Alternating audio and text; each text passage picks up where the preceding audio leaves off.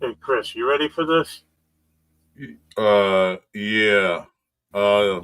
Let me finish my start the show when you finish. We're ready. We're not on yet, but we gotta do this. Well, we're live. Well, I got hurt, man. I got some grades to dig. Happy Halloween, everybody. Chris, how you doing? Man, we gotta hurry up, man. I gotta start this show. I got some grades to go dig. What kind of grades? The Jaguars, man. Let's bury them motherfuckers. Let's start this show.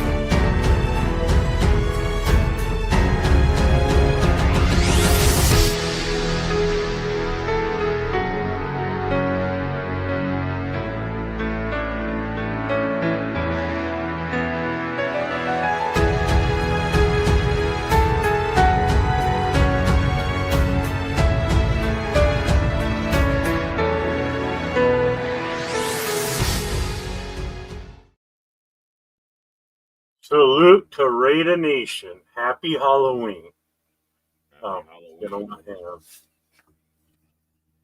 Is that better? No, you look better with the mask on. I appreciate that. I fixed my mustache. Yeah, put the mask on. You look better. I'll put this on for now. Yeah, fine. You know. How you been, Brother Jeff? Long time no Friday. Yeah, hang on a second.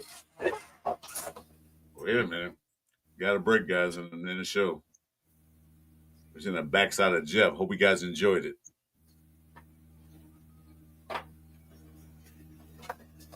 I'm back. No, I thought we got the old man dog downstairs with us. Had him down here all day. And I just smelled something. It just smelled like he might have shit in the house, but he didn't. He's starting to have a hard time controlling himself. So you know how it is when you get old, right, Chris? You have control issues, right? Nah, I'm cool. Well, you know, once you hit 60, it's all downhill, right? No, it starts at 55. Yeah, I don't control I have been losing my temper, man, when the fucking Raiders lose. That's the only control I don't have. Put that mask away for another year now. Well, let's see who's with us tonight. So let's start this off. We got Robert Pena's in the house. Raider Paul with the Raiders. Let's give him that. Raiders. Here we go. And we've got Raider 24 Nation 81 in the house, otherwise known as Devin. What's up, Devin? What's going on there? How you doing? I'm going to share some pictures in a few minutes that he sent me of. They didn't do pumpkin carving. Him and Devin Jr. and Little Raider, they did painting. So just imagine a 3-year-old and a 6-year-old, a 5-year-old painting pumpkins. So wait till you see these pictures. It's absolutely hilarious. Jack's in the house. What's up, Jack? Let's see. Yeah. Did you like the mask? Figured stepping up a little bit. Detroit God's in the house. What's up, my brother? Hey, man. How you been? Long time no see, Detroit God. Raider Travis is in the house. What's up? What's up, Raider Travis? Happy Halloween, my brother. See, all the festivities around here have already stopped. Thank God. My street, my neighborhood's a freaking nightmare on Halloween. Not yet. Well, my street's pretty quiet on Halloween because there isn't that many houses on my side of town. Oh, what do you got? You got what? Lizards and sand, right? There's tarantulas, snakes, ravens, everything you need in the country. Rosetown's in the house. What's up, Rosetown? I'm not grumpy. I'm actually so good. So the Spurs won again, 5-0. Yeah, they're pretty good. You know why? Baseball game on. You know that Rosetown in a good mood? because I'm off the whack. I did my 1 month cleansing of no alcohol, so they ain't got a roast. I'm not grabbing, but I won't get drunk. I'll tell you that. Maybe. Chris's grumpy self. Yeah, yeah. I'm not grumpy. I feel good, Rose Town. Look at that. So, what's new? I know it's been oh we didn't do them. Were you on Monday? No. Yes. No, we didn't do it Monday. No, you were on Friday night though. I did So Friday with the therapy session. Yeah. that's what I thought. So it's been an interesting week. I guess the big news for tomorrow, Sunday's game, I'm thinking Saturday's today. For Sunday's game is Travis Hunter's on the IR now. So no Travis Hunter, the Jaguars. So oh well, it happens. Happens to us all the damn time. So well, the funny thing is it affects both sides of the ball in this way because that means he's not out there playing in the secondary and he's not out there as a wide receiver. So take it for what you may. Will that help us out? Will that help us out? Maybe not, but he won't be out there. Right now, Raider Paul, it's 3-2. Toronto's up 3 games. They're in Toronto for tonight and tomorrow. Yeah. And right now, last I checked, it was 3-1 Dodgers. Yeah, it's not a commercial break, so it's almost went for the Dodgers. Now they lost, but I ain't mad. They got one last year, so whatever. Not a big baseball fan, but I'm a Dodger fan. You know what I heard today? Go Blue Jays! Before we let the people come in. Yeah. What's this rumor or news or something that JPJ is on a trading block? You hear that? I think it's just bullshit rumors, but who knows? I know some people claim to have an inside source that certain players are going to be on the trading block, and it just, I don't know. I don't believe any of it. Where you going? Good night. You're not going to bed, are you? I'm going to go in the bedroom, yes. When are they leaving? I have no idea, Jeff. It looks like they're nice and settled up soon. Coffee. Who's going to get kids People candy? been at the house for the last 3 hours. I can't get out of the driveway. Well, who's going to get kids candy, man? You? Or are you going to eat it yourself? No, my daughter and her husband, he's got his cousin here. They're blocking the garage, so we can't get out. Yeah, the garage is wide open. It's freezing cold outside tonight. The wind's blowing like crazy, and all the leaves are going to get in the garage. Oh, I'm sorry. Am I complaining? No, you're just being an old grumpy man. We're used to it. Get off my turf. Devin says, I see 3 more wins this season and probably around the 8th to 12th pick. Well, right now we got the 8th pick. You got the 8th pick, yeah. Yeah, I kind of agree with you, Devin. I'd say maybe 2 at the most because unless they turn this crap around to Sunday, they ain't beating these other teams. Yeah. Travis, you're right, too. You know what it is? That's big for the TV, for the station, too.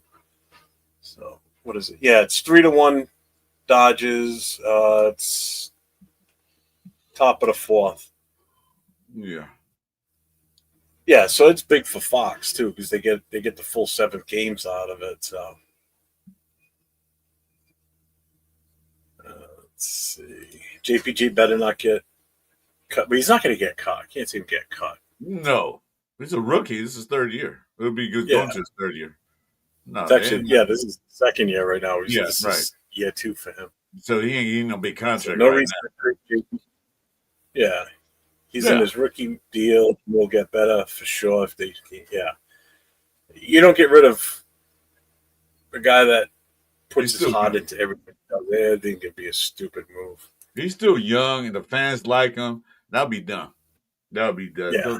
He's one of the fan favorites. Jim, JPJ, Crosby are the fan favorites.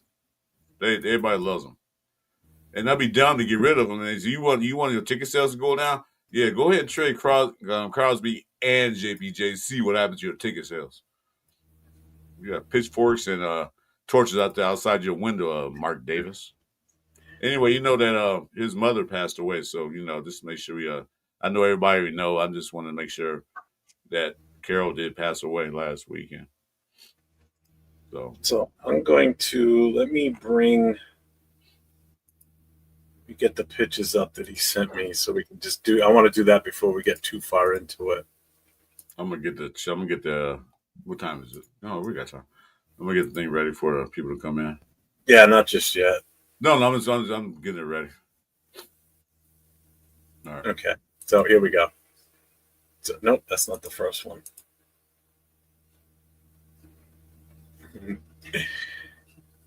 Look at the pumpkin.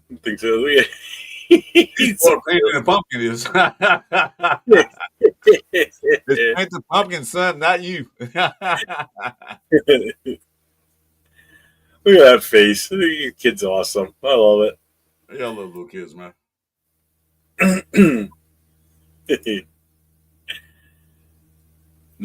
There's so much paint on that pumpkin. It's going to take weeks for that thing to dry.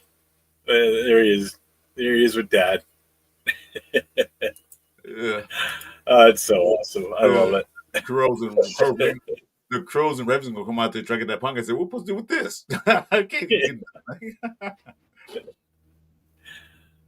Yeah, exactly. If anybody's going anywhere first, it should be Parham before Meredith goes anywhere. I would keep Meredith. He actually a better block in the park, my thing. What's up, my 2 cents? What's going on, brother? Yeah, Halloween, my 2 cents. Yeah, definitely precious moments. Those are good memories when you have kids like that. You're welcome, man. I told you I put them up. So he's so cute. It's awesome. So we got a game this weekend against the Jacksonville Jaguars, which could be winnable. But again, it's the Raiders. We haven't played that well this year. No. But the downside is now we got a short week after that to a Thursday night game Thursday in Denver. You know he's not going to be there, right? Me? Patrick Surtain. Well, I'm not going to be there neither. Not like we throw the ball anyway, so. No, we do throw the ball, but we always throw it to the other team. So, well, that's just it. His Surtain's replacement will catch the ball. Whoever they put out there. Yeah, it's upset Tom. He's gonna make a career out of it and get a big contract. He had 5 interceptions against the Raiders. Like, look at this guy. What's up, Sack? My soon-to-be X2 King brother. Hey, Devin, thanks for the hearts, the floating heart, and the flower. I appreciate that, man. Oh, I sent a couple of them. Damn, thank you. Hey, Facebook, that's awesome. This is a little early, and make sure you guys hit the like, subscribe, and some notification buttons for both our channels. We are streaming. I am 110 away from 500. So you know what that means? 500, you get one of those tables I showed you guys earlier. If you guys can see it, I'll get a picture of it later. And it comes with a Hungry Man meal too, microwave meal. Huh? Oh yeah, I'm gonna go see if I find one of the old ones that were made of tin foil that was real tin and give you a lot of food. Yeah. With the apple crisp and the whatever, and it always used to the corner of the mashed potatoes. Yeah. Yeah, Salisbury steak one was the best one. No, that and the turkey was always awesome. I thought the turkey and gravy and mashed potatoes, that was great. I love that one. So Devin says real quick, Jasmine has hip dysplasia and will be getting a cast for 4 months. Oh, damn. Ooh, outside of that, doing great, getting bigger, and her head movement is amazing. Well, that's good news at least, but it sucks that she's going to be in a cast. Poor thing. Sacktown, no, I want that cane. I'm going to come pick it up. I want that cane you got. I'm going to come pick it up. You don't need it. I need it. He said, I'll probably keep the cane. No, I want that cane. I'm coming to get it. I'll drive up there and come get it. See. Well, just so anybody still remembers here, we still have the GoFundMe up for the Devin and the family. Let me just gonna put it in the chat here real quick too. I don't want to scroll it. So save it. I'm gonna put the banner up that way. There we go.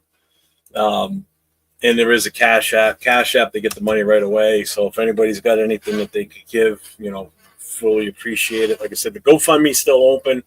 That is still their CashApp. So if anybody's still looking to do donations to them, the holidays are coming up, Thanksgiving, Christmas. Just keep that in mind. I already talked to him. Our chapter is doing a adopt a family this year. We're doing it for Devin and his 3 children and the family. So we'll be doing that as a toy drive, take donations so we can purchase stuff for the kids, clothes, whatever. So he already knows because I had to get all the sizes and everything. So, but yeah, that's what we're going to be doing for them. I just say if I would give it away, it definitely would be to you. Yeah, I did. Okay. All right, cool. Much love to you and the kids, man. You know, like I said, I've always been there for you. So continuing as. So Ernie Johnson says, as a Browns fan, please deal with the Jags this week without Hunter. This should not be that difficult. But this is the Raiders. This is the Raiders. Yeah. Teams that we should beat, we don't. We This struggle. is where Murphy's Law kicks in. This is where Murphy comes in. We struggled against the Tennessee Titans. They're one of the worst teams in the NFL, and we struggled against them. Almost lost the game. Could have lost the game. One for Devin White. Yeah. So, then you saw what happened with the Chiefs and then the Skins, or Redskins, and the Colts. So what happened with that? Oof. Tastes good. Gotta be careful. Gotta slow down. Yeah, so don't expect too much from us, Ernie Johnson. Sorry, buddy. Yeah. You can help us root, but that's about all we get. Oh, good Lord. I want this weekend over with. Because another nice thing is because we've got 2 primetime games back to back. So we got Thursday night this week, and then the following week we got a Monday night game against the Cowboys. So it's like that's 2 Sundays that I won't be having to leave the house to go watch the game. I'll be able to stay home. No, we're doing relax and watch football. We're doing a watch party pull-up. That's what we're doing, right? For what? Monday night. Yeah. Yeah, I figured instead of doing we could still do the Monday morning quarterback. Oh, yeah, we'll do a pre-warm up, and then do a Monday night watch. Let's see. I think your team timeline just clearly doesn't align with what the 6th pick has been spent on. No, because I don't think we should have made that pick. I said we should have traded back and got some help on the line and then pick them, because they had a lot of good running backs out there, and I know I saw that Zamir White wasn't a good running back last year, and they got desperate. Like, we need a running back, so I'm seeing him getting the 6th pick. Genty, maybe he'll get better if the line gets better, but as it stands right now. Yeah, exactly, and that's why I said we shouldn't have taken Genty, because we're going to waste some good years of him with a not so very good team, and he's going to just want to get out of here by the time his contract's up. I mean, look what happened to Saquon. Goes to Philly, they win a Super Bowl, he rushes for 2,000 yards. McCaffrey leaves goes from the Panthers to the 49ers, and granted, he had a great career in Carolina too, but the team was going nowhere. At least the 49ers are being competitive. So it's just another long line of running backs taken without the proper setup in front of them. Tell us a scary story. The Raiders win. Ooh. What's that, Chewy? Could have told you a scary story before the season started, saying that we're only going to win 2 games the entire season. Everybody would be all over me going, "Oh, fucking way, we're going to go to the playoffs." Okay, but you know what? I said 10 wins. Is that can I combine those 10 wins in 3 seasons? Can I combine all 3 seasons at 10 wins? Can I do that now? Doesn't work that way because all the losses come with it too. So sorry, can't do that. I can combine all 3 wins. Come on, 10 wins in 3 seasons. Come on now, I can do that. Technically, any team that's picking that high, unless you're the Detroit moving up to pick Gibbs, but they had a team yeah, and that's just it. Yeah, they had a If team. we would have had a better offensive line, Yeah. okay, then make that pick. Yeah, the team was already built. They said we got everything we need. Now we just need the running back. But we didn't do it. We went the opposite way. Yeah, Chris, if you want to put the link up, I'm cool with it now. You guys ready? All right. This is the Friday pull-up show, so you guys are welcome to come in. There's a link. I'm gonna pin it on top of my channel. Everybody's welcome. Your opinions. You don't care if you're a Raider fan or you any fan of football. You come on in and talk. We do not care here. Just be respectable. That's all I ask you.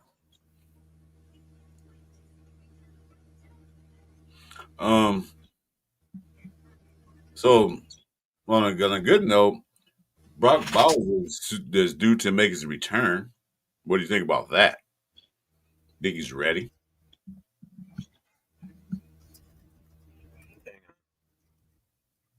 I'm just responding to somebody real quick.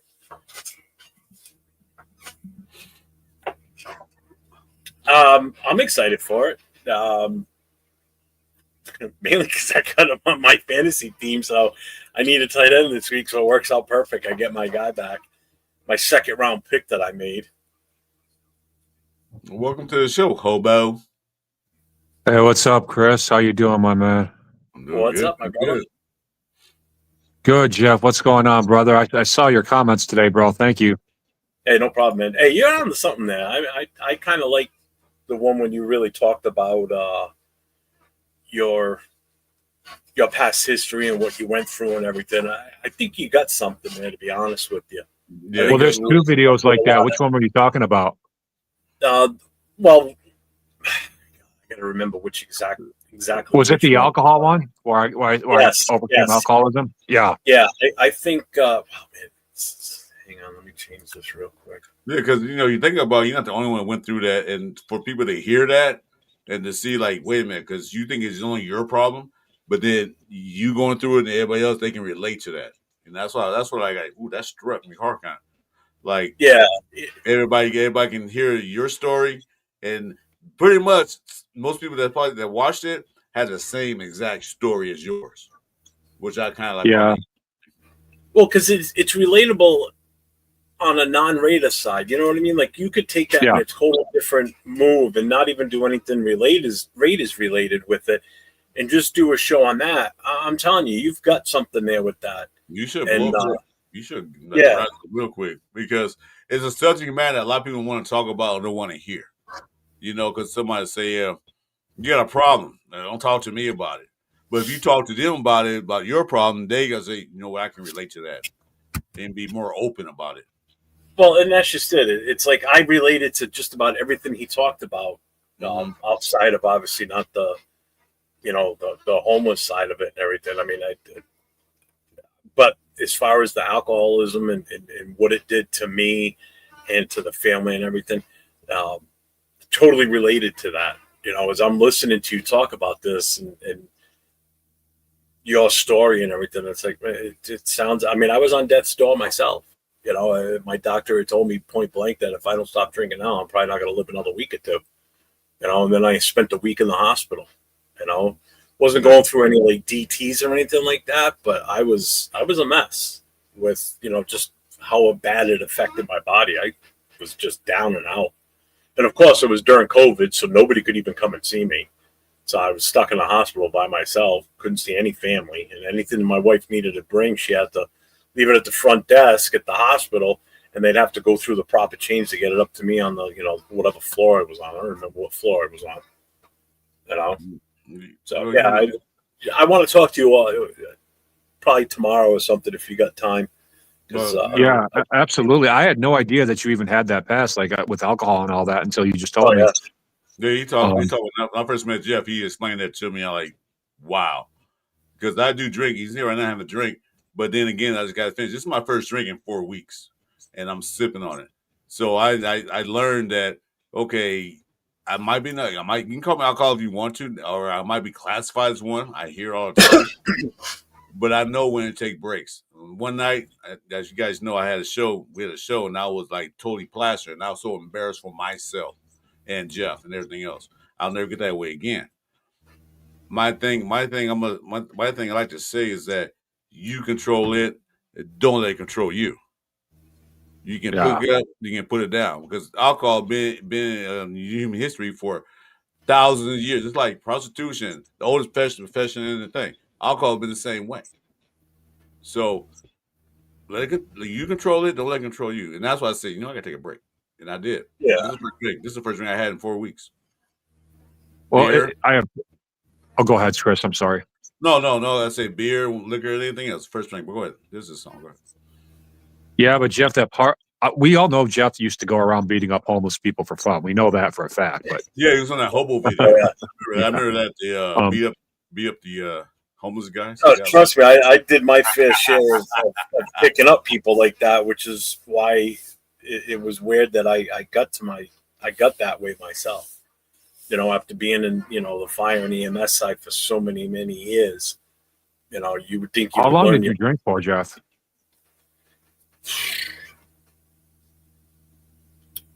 I did a lot of damage in a very short time frame. A lot of damage. Really? Yeah. I'm stage 4 cirrhosis, so my liver's not going to get any better than what it is right now. That's why I can't work anymore. My body just doesn't function the way that it's supposed to. Like, my liver doesn't process things the certain way. I'm on so many different meds. Plus, I had a heart attack in 2017. I got a stent in my heart. And part of it was prior to that, I was drinking heavily. But then once I was out from the heart attack, it just kicked it into high gear. And I just kept going and going and going. And then it got to the point where it was just out of control. And one day I just finally said, I don't feel right. Something's not right. Went to the doctors, had some blood work done. And as soon as he got the results back, he's like, you need to stop drinking now or you're not going to make it another week. He goes, you need to get to the hospital. So, hey, Ray Nation, go ahead and you finished. I'm sorry, I'm going to cut you off. I just went to Homo Raiders channel. Go ahead and subscribe to him. I just subscribe to you. Go and subscribe. Oh, thanks, Chris. Yeah, definitely, brother. Always. Because his messages are very clear, and they're not just about the Raiders. This is about your life. That's what it's all about. That's what I like about it. Yeah, I'm doing kind of a mix of Raider fandom and real life stories type of thing. The value of silver, the reason I named the channel that is because I feel like, because I'm a Raider fan and I like rose from the ashes, I'm kind of like using like the Raiders color as like an inspirational piece. You see what I'm saying? So like me, I'm a silver man because I'm a Raiders fan, and I'm valuable because I rose from the ashes, and that's kind of like what it is. And like anybody else can, and everyone else is valuable too. You know what I'm saying? If they take on the, shall we say, the Raider way, pride and poise, and all that sort of stuff. Yeah. Yeah. Just Keep real going. quick, You got just before we keep going here, I know Ernie's been talking about this too. Him being a Browns fan, he's talking about Deshaun Watson coming back as a quarterback for them. I think his time there is done. You're not going to see him back there. He goes, I don't see any scenario. He goes, I'm desperate, and he clearly gives us the best option against another high-powered offense. Plus, we're paying him either way, no choice behind it. How do you forget to be a superstar all of a sudden? No, you're absolutely correct. I mean, there's a guy that was, Deshaun Watson had one or 2 good years in Texans because he had a good offensive line and good running back. I forgot what's the name. Oh, it's on the tip of my tongue. And a couple of good receivers. He had a great year. But went to the Browns. That's when he started looking really that he got exposed, and then hurt, and then the case behind him. And all that. It's just I don't see him coming back to play football. He ain't played in 2 years. Nah. He might as well. Yeah. You might as well bring back Brian Sipe. I don't see Deshaun Watson really back in the league at all, to be honest. Is he even still in the league? Yeah, he's still. Yeah, he's still on the roster. He's been out with he blew his knee out or something. I forget what happened to him. Yeah, he's still there. But he's been out since before the season started. So, with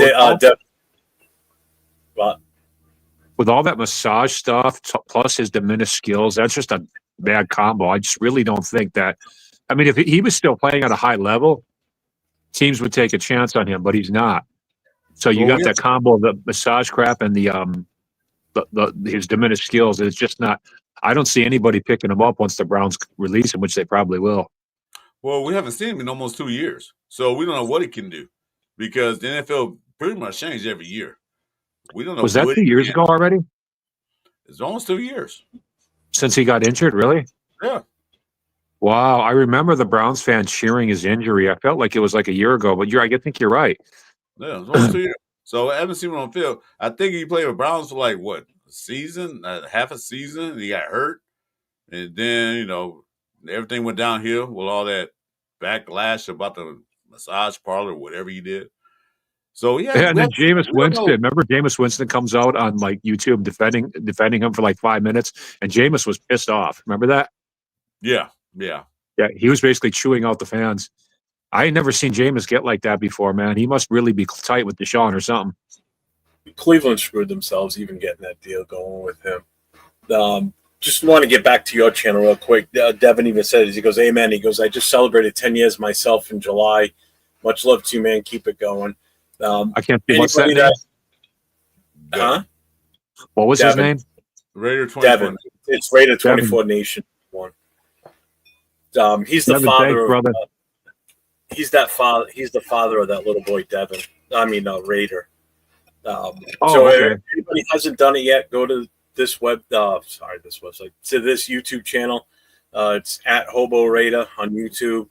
That's this gentleman right here in the middle. If you're new to the channel, he just popped in. Yeah. He just started the channel a few days ago. Yeah. I told him to definitely bring it up. He's got a good story, a personal story.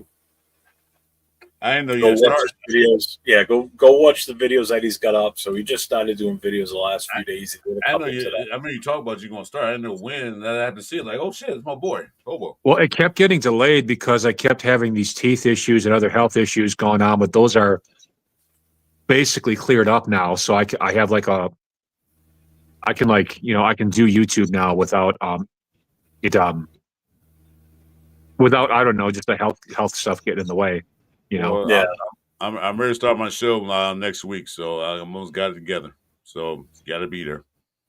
Yeah, So guys, I got a fun one for you. I'll go ahead, Okay. Jeff. I just got to catch up with the chat way behind. But says, I'm a firm believer most drug and alcohol addictions stem from trauma. As men, it's hard to address that, but we should all do more of it. No, you're absolutely right. Stress and trauma, for sure. Sacktown Mike said he just subscribed, rang the bell on the channel, so he's got you.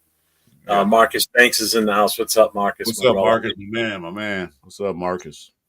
Devin says, love it, man. Keep the message going. We as men need to lead our children to success, no matter the cost or pain. They are the future, and it's up to us to teach them. Absolutely. That's a good point right there. I like that. You should have been that. Marcus said, much respect to you also. Yeah, the links in the chat. Yeah, I got to send it to him on Instagram. At least I can send it to Mike on Instagram. Jack, I got the carrier pigeon. You got emails and a carrier pigeon and a telegraph. It's a thing. Newswire, telegram. Sent it to you, Mike. You got it now. Mike, you coming in tonight or what? You come in. Yeah, Chewy was here too. Didn't I see Chewy earlier? Did I miss Yeah, this? he popped in for a second. Everybody's welcome to come in. This is an open show. Oh, there he is. Chewy's there. That's right. That's when I said. That's right, because he said, "Tell us a scary story." My bad. Yeah, Devin got you too, so that's good. That'll get your subs up now too. So, told you I'd promote you any way I can on that for sure. Oh, Yeah, I got your back too on that because you have good stories. Those stories hit the heart, hit the gut. You gotta hear it. You gotta hear it because, like I said, one man's experience. My experience is the same thing. Might be a little different, like the homeless stuff, but then again, I experienced what you went through, and that's some things that guys don't hear. Fellas, men don't hear that enough. It's always about the yeah, but we don't hear the good stuff. That was not the good stuff, but the stuff that we need to hear, because we were raised or built to be tough. We can take it. We can do that. But there's some things that can break us down. Alcoholism, drugs, and everything else can break us down to a less of a man. What I'm looking at. Well, and the one thing, guys, that I was really lucky about is that I never had a drug habit.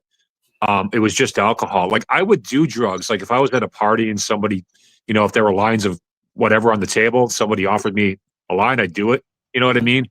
But I never even bought my own of any of that stuff. I was just really just an alcohol guy.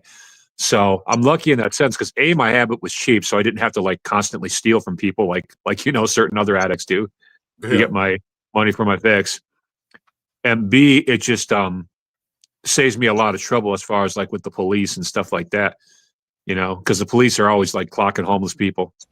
But no, I appreciate you guys just helping. Let me thank everybody in the chat who just gave me love and went to my channel and everything because I appreciate that. You guys don't even know me and you're doing that for me. So I just want to say thank you is basically what that is. We got you, brother. You're nation, man. You're brother. You're the nation, man. We take care of each other. Real family. Yeah. Although I saw Jeff get a little pissed off when I told him I kind of like the Cardinals too. Don't worry, Jeff. I don't like them near as much as the Raiders. I didn't get pissed off. I saw you say it, but. No, I remember that. Yeah. Wow. I like the Cardinals because their owner is such a piece of garbage that those players are just up against so much crap with just by playing for the Cardinals. So I always kind of pull for them. You pull for them to leave? Well, I pull for them to like win. Any win they get, like they're playing against their own. Like Mike Bidwell and the whole Bidwell family is a piece of garbage, man. They sabotage their players any way they can. Their players have to pay for meals at practices and crap. I remember you told us that they had to pay for meals. They had to pay for what else? You said they had to do something else. They had to pay for, but they took it out. I even heard of them having to pay for towels in the shower, but I never verified that. Yeah, I heard the towels. Now that could be an exaggeration, but I think it was. And he's so cheap too, Mike Bidwell. He tries to pay everybody on like incentive instead of like guaranteed money. It's just a lot of nonsense. He is the worst owner in the NFL by far, as is the whole Bidwell family. Like the Cardinals have been owned by the Bidwells since the 1920s when they first started, and it just kept getting passed down from Bidwell's son to Bidwell's son. That's one reason why Kingsbury left the head coaching job because he wanted a bigger contract, gets more players, and pay more money. He said, "No, I'm not doing that. You don't like it, you can go." That's why he left. Well, and that's another thing. The reason why so many coaches don't have any success in Phoenix is because Bidwell sometimes interferes and tells them how to coach and crap, and then they have to follow that. There you go. How's it going, What's up, Neil? Hey, what's going on? So I'll introduce you guys. This is my buddy Neil. He used to live up here in the New England area. I knew him through the Booster Club, and he's moved down to Florida. And he joined the Black Hole through my chapter, but he lives in Florida. So he wanted to come on last week. Got in late. So hold on, man. Do you have any gray in your beard, Hobo? I have a little bit, but it's kind of hard to tell because a lot of my beard is kind of like blondish and light brown anyway. I like this. Yeah. Gray beard show. How you doing, man? Yeah. I got a little bit. You need to grow that shit out, man. I'll tell you right now, man. You need to grow Me? That. Yeah. No, I'm cool with just a little bit of a goatee, man. I hate having to deal with like all kinds of hair. That's why I keep my hair short too all the time, man. I just hate dealing with hair. Tell you right now, it's a flavor saver. Wait a minute. Who hair is short? Bro, you look. There it is. He fits the profile, Jeff. He's one of us. Bro, you look just like Rick Steiner. Probably. Doesn't he? Yeah, you look like Rick Steiner for sure. Some say I look like Steiner. Some say I look like Gimli. I don't know. I don't know.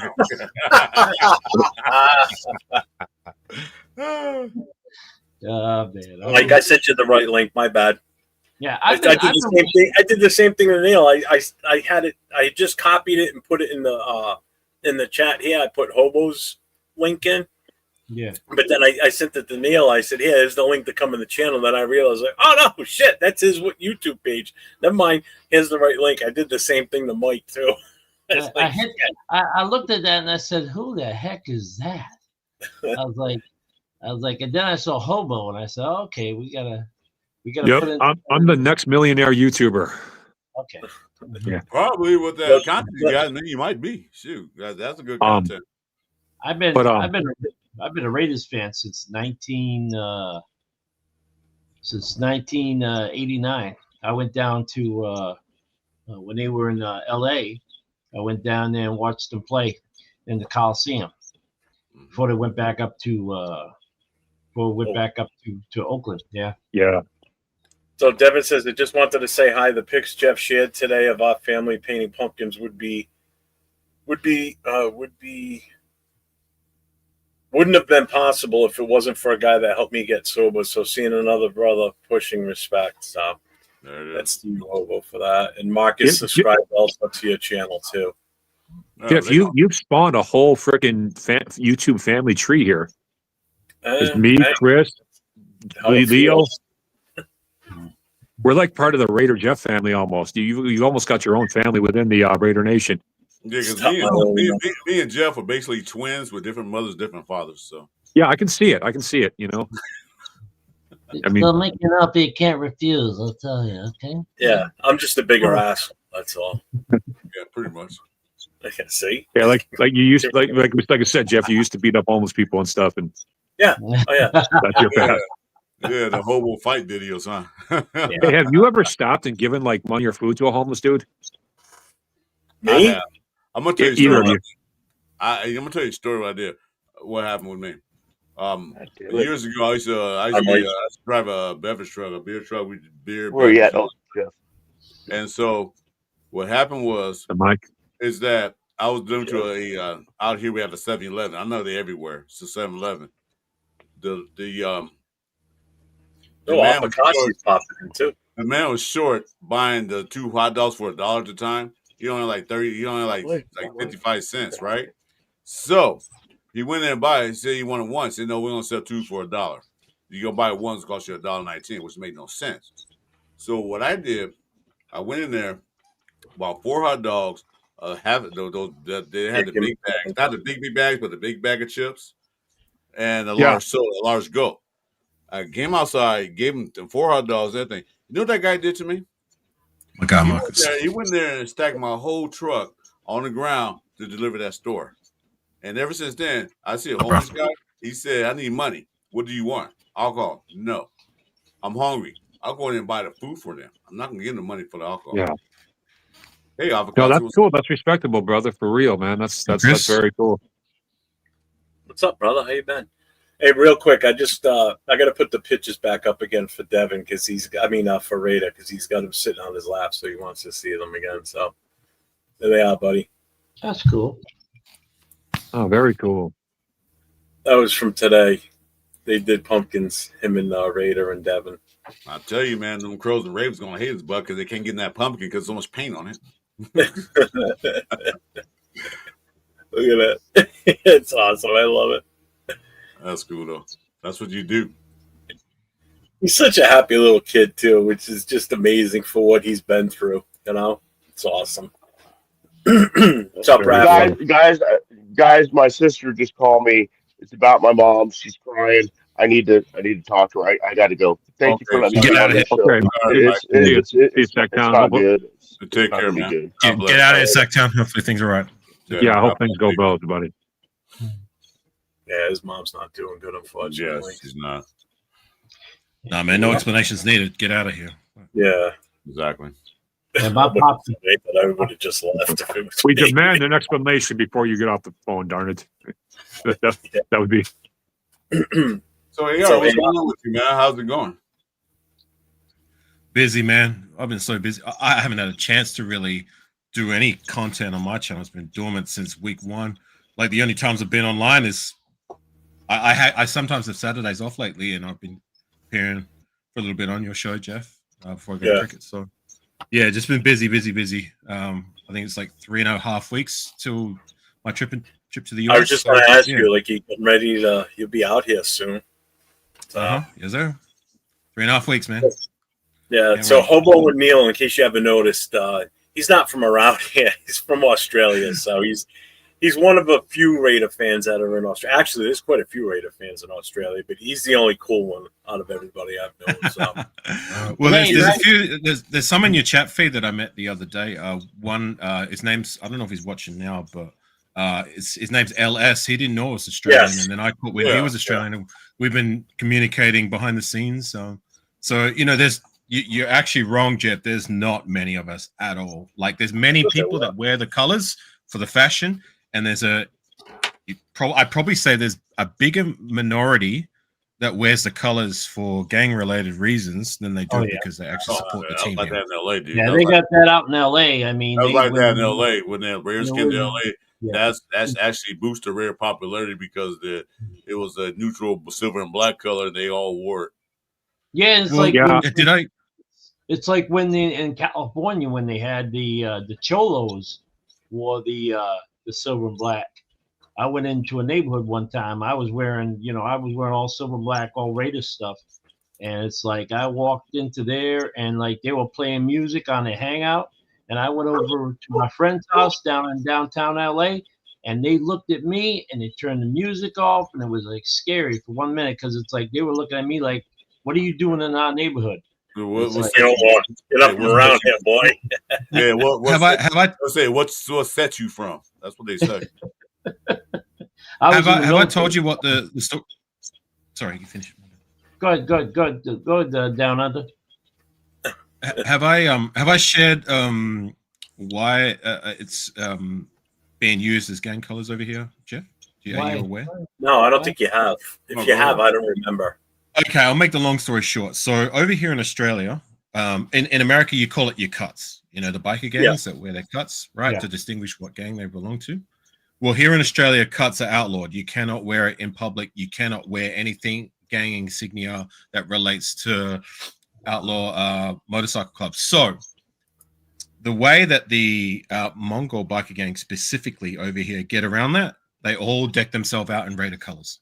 Really? So, and the Mongol motorcycle gang here, specifically in where I live, there's quite a large, I mean, for their standards, base for their operations here. So there's a lot of people that wear the colors for that specific reason because they can't wear their cuts, so they all deck themselves out in Raider colors. You see their more prominent members when they go to court, they're all wearing Raider colors and that. I've been asked many times out in the wild, do I get down with the boys? I'm not a gangster. I just like the sport team. Fuck's sake. And one last thing, and it just dawned to me last week. So my car that I drive has a Raider sticker on the back on the bumper, right? In the last 6 months, I'd noticed an uptick in me getting pulled over for real minute trivia reasons. They're usually checking my license, registration, and all that. I never used to get pulled over before. I don't give anybody a reason. And it just dawned to me like 2 weeks ago. So, that must be really a sticker on the car. Profiling, huh? Damn. Yeah. I'm gonna have to scrape that off in the next couple of days. So. What does Hell's Angels wear? They just wear their own colors. No. 49ers colors. Oh, you've been in Australia. Really? Okay. Yes. Because I belong to the Combat Vets Motorcycle Association, so we're all over the world, and like I said, I mean we're not a 1%er, we're just a regular riding association, but we're in their world, so we have to be respected. Yeah. So it's like when that's interesting to see because I've never heard of that as far as. Well, it doesn't surprise me because it's not outlawed the way it is in the state. Like here in Australia, they've really in the last 3-4 years made it tough just to be seen out in public with maybe a tattoo. Like you get caught with a tattoo, they tell you to cover it up or they're going to find you on the spot. And it's really harsh over here. You've got some real tyrants running your government in Australia, man. Some of the stuff I see your PMs and your presidents and stuff say, oh my goodness, man, they like want to control your every movement over there. Well, I don't want to get too political. You know what I mean? So I don't want to go there. But I will say this: I am very lucky and blessed to live in the country that I am. I love Australia. Yeah. I'm not knocking, and that's all I'm going to say about that. I know you didn't mean it like that. I don't want to divert to political stuff because I don't talk about your politics. Yeah, I probably shouldn't have even said nothing, man. No. I'm sorry. I didn't mean it like that. Respectfully. Let me ask you a question, AR. You think if Lucky Toski, he's gonna be he's a project. He's not gonna start for Raiders anytime soon. Do you think if he happened to get the chance to start on the offensive line, Do you think that the popularity of the Raiders will increase with with the Australian fans? Absolutely. Like there has been a small uptick in popularity before the season because of Lucky Tarsi, but because results haven't gone our way, let's just be real. We haven't been a good team for a long time since I've been a fan. 2 playoff games in the 16 years I've been a fan? That's not really enough to really pull people in and draw them to want to become fans. Unfortunately, it is what it is. Yeah. Sacktown, you okay, mate? Yeah. Thank you all. I'm sorry to do that to you all. My sister being over dramatic. No, and then I'm like going, what's going on with mom? She goes, everything's fine. I'm like going, why? Yeah, because I just saw my mom yesterday. Is something happened? No, she's not fine. No apologies needed, man. Man, you drop everything and anything for family first and foremost before everything. But and then she gets. I said, well, can we? I said, if she wanted to tell me about the rat. We've been going after this rat house. We caught the rat. So, I said, is there anything you want to talk about my mom? Because I was kind of on a show. She knows about these shows. Oh, is that all that matters to you? I'm like, no. I asked, and then she hung up on me. I'm like, this is my sister. I'm sorry. I'm done. No, don't apologize, man. No apologies, man. That's fine. You're good. You're the shit out of family, me, man. Family first before everything, man. Like it's Exactly. always best to drop whatever if you don't think things are okay. Well, I know that, but I mean, I just wanted to, because I felt bad for you guys and whoever was listening. That shit, because I thought something happened. Yeah, we understand. Because it's any time now. It's any time, so we don't know. Yeah. Well, like you said, if you gotta leave, just leave. If something like that gonna begin, just pop out. No explanations, no apologies needed. All right. Boom. Yeah. It happens. I mean, I got that. I mean, my father was just put on oxygen. I mean, and when I tell my sister something, it's like all of a sudden it's like, you're gonna expect the drama. So yeah, I know how I feel now. Is that Florida's talking? I got to mark my screen so I can see which one's talking. Thank you guys. I appreciate your understanding and everything. We already know what the situation is, Mike. So we could. Yeah, Mike. But we understand, Mike. Totally, man. You were asking me about Lucky Tarsi. I mean, look, if he makes more of himself rather than being just being on the practice squad is a big win for a guy who's he never played a proper game of any kind of professional football, and to be in the conversations that he's in now and to have the performance that he had in the preseason was very encouraging. I still don't believe we will see him at least maybe the end of the year. If we're still shit in the bed, God willing, we're not. But if we are, then whatever. Just evaluation mode. Just put whoever is on our roster out there and see what sticks. You know what I mean? Right. If the season continues to be watched, but I don't want to try and put that energy into the air. Like we're coming off the bye week. Let's see what happens. I mean, we're 2-5. So if we somehow, some way find a way to win this game, then we're 3-5. And on paper, as bad as the season's gone, that's not too bad, right?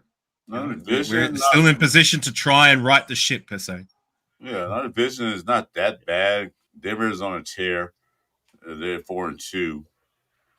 So it's we could do something in division. The main thing, like Jeff said, we gotta go 3-3 in division. Yeah, I agree with that. I say 4-2, but I'm looking like shit. 3-3 be awesome. If we can split each team this year, we're doing better than we did last year. 0-6. Can we at least beat the Chargers in LA, please? That's the game I'm going to, by the way. But you know what, AR? Jeff went to a game, they won. I went to a game, they won. You going to a game, they probably win. So maybe that streak will keep going. Please speak. That's the trick. Jeff's got to go to every game from now on. Well, the three of you all got to go to a game. Yeah. That's going to be very difficult. It's going to be tough for AR, man. That's going to be difficult and expensive. I really do. Maybe if they play in Australia, because I always wanted to visit Australia. That's one of my dream places to visit. Maybe if they had a regular season game in Australia, if I find out in time, I bet I can save some money and go down there. It seems like that could be a possibility with Lucky Tassi. I'm saying that if the Raiders, if they say so happen that the international games, the Raiders will play somebody in Australia, because Australia is one place I always want to visit all my life. That's one of the places, Australia and Alaska. I've never been. I want to visit those two places. If they have a game down there in Australia and I know about it ahead of time, I can see some pennies up, and I will go down there and watch a Raider game. Hell yeah. Well, Hey, can I ask you something, brother? Oh, I'm sorry. Go on. No, go ahead, bro. I don't know how to pronounce your name. Afaski? Afakasi. Or you just call me AL. Afakasi, yeah. AL? Okay. This is not football related, but I'm wondering how popular Julian McMahon is in Australia, because he was one of my favorite actors. He passed away like 6 months ago. Is he because he's from there? Julian McMahon, he's the guy from Charmed, right? And yeah. What else is he from? He was on Nip and Tuck. He was like the lead guy on Nip Tuck. Yes, I remember. He was a plastic surgeon and all that, and yeah. If I'm gonna be honest, like he's probably one of the actors that like gets kind of flown under the radar a little bit over here. Like, yeah, I appreciate him, but like I gotta be honest, I don't think he got the appreciation and the respect that because of probably Hemsworth, huh? Hemsworth, the guy, right? So Hemsworth, Mel Gibson, his dad was a former prime minister too. I did not know that. Yeah, his dad was a former prime minister of Australia. Okay, well, thank you but for educating me on that. I didn't know that. And he just came to my mind just because we're talking about Australia. And of course, what is Crocodile Dundee like in real life? No, I'm just kidding, buddy.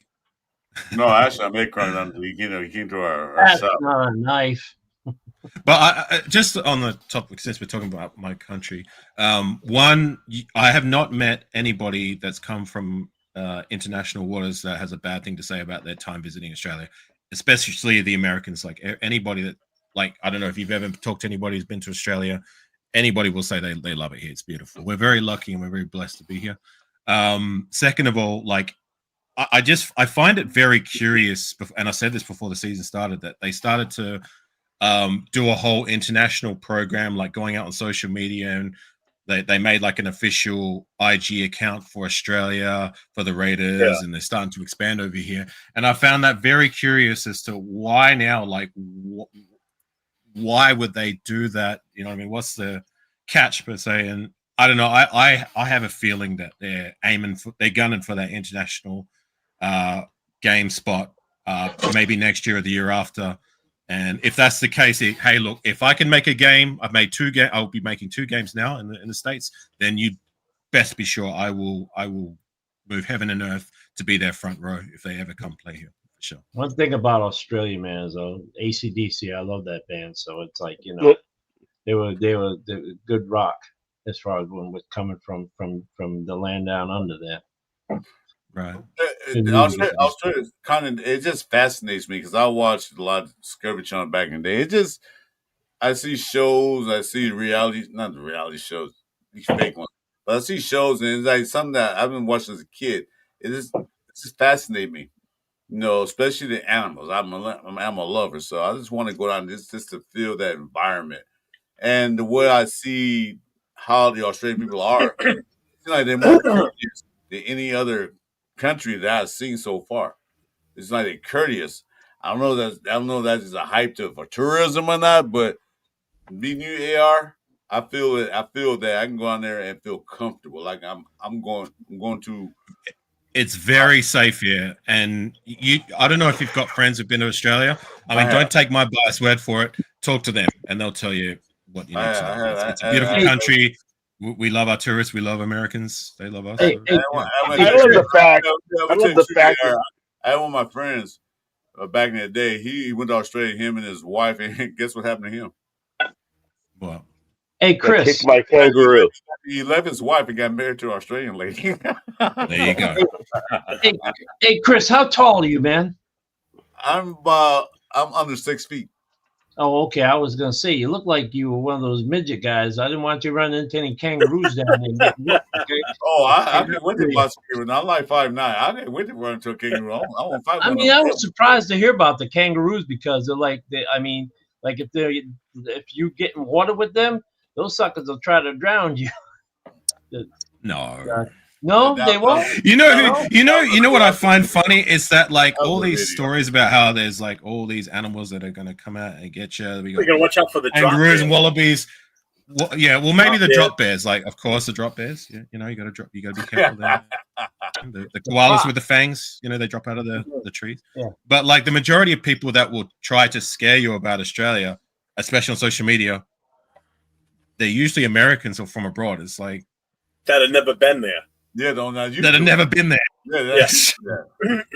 But kangaroos are strong, aren't those? The kangaroos are pretty strong as far as their. They're strong, but like for the most part, they're quite harmless creatures. Like if you see them out in the wild, they'll look at you, maybe just hop on by.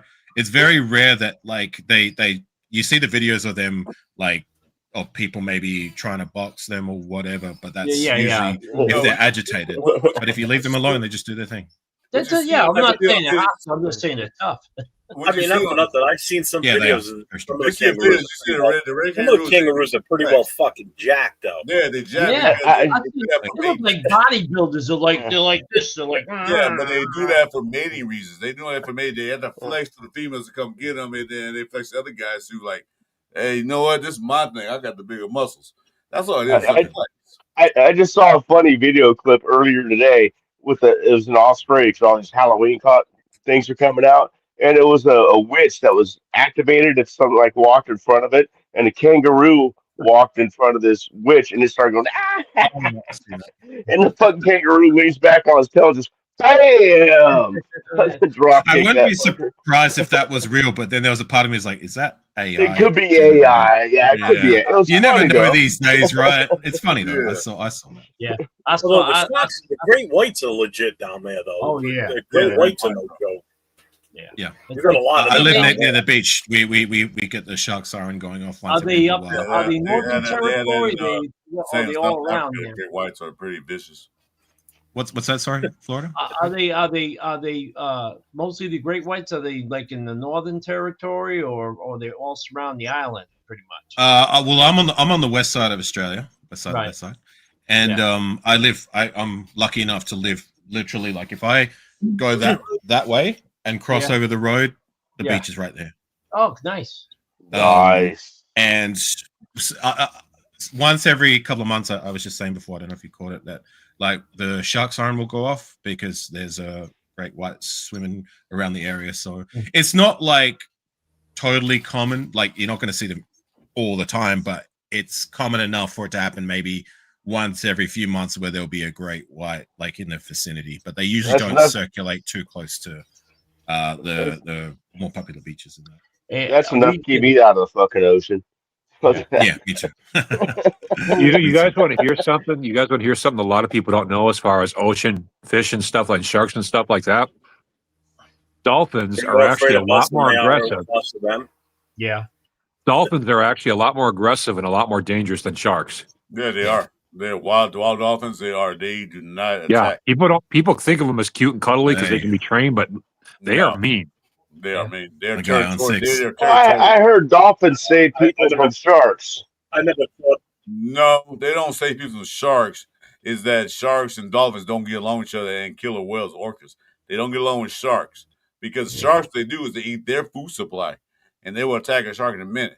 So they're not saving you. They're saving their food supply. No wonder why sharks want to kill us. Yeah, we're taking up all their food supply. Sharks won't kill you unless you like profile of a seal or anything like that. That's why a lot of surfers like say you're on the surfboard with your legs and arms hanging down like it's exactly. Sharks can't I think Jeff wants to say something. Sharks can't see, so I'm sorry. Go ahead. Well, Jeff give a shout out. Just give a shout out to On6 with the $2 super chat saying, "What up, panel? 30 days and counting." And he's referring to this gentleman, right? Right above you. Right there in the corner. That's my closest friend in LA in the States. I have a lot of friends that I've made through this YouTube game, but he's definitely my number one. We'll be going when I go to the Raider game. It'll be him and a surprise guest that's going to be rocking up to to with us. But you'll find out on the day who it is. So those of you that don't know, Aflakasi is coming to the States for the Raiders Chargers game in LA. So in 30 days, he'll be here in the States. And, well, you're going to have a bunch of guys that live out that way that are going to be. Yeah, you got guys. A lot of guys. You're going to have Leo's out there. There's a reason why I targeted that game. There's a reason why I targeted that game specifically. But I'm yeah, sure that's Jeff my will be guy. able We'll be rocking there. hook you up with the black hole chapters down there and shit too, so you know where all the parties are at. Oh, the black holes everywhere. Well, I I'll be know. going to the takeover event the day before because I get there Friday, so I'll have Saturday the takeover, Sunday is the game, and then I'll be in LA Monday, Tuesday, Wednesday, just to do whatever, catch up with some people that I've met through this game, and maybe just sightsee a little bit, indulge, and then I'll be there. Don't you have family out here too? No. And I thought maybe on my distance on one side, but I don't know them well enough to really make an effort for like I would make an effort for meeting the people that I've met through this YouTube game. So okay. I wish I could make that game, but fortunately I can't make it. So yeah, the Dolphins do need a new coach, guys. But that coach, he's not a football coach, man. He's somebody that you'd see working in an office somewhere. Like he's the guy that fixes your computer down the street or something, man. He's just not meant for the NFL. What is his name again? What are you talking about? The Dolphins coach. McDaniels? Oh, McDaniels. Yeah. Oh, the guy that wears the Mary Tyler Moore pants? Wow. Yeah, he's the Hey, Mary, tell him more. yeah, he's who you go to when you need your smartphone fixed, man. He's not a football guy. But you know what, you guys, everybody is talking about coaches. I got a different perspective about that.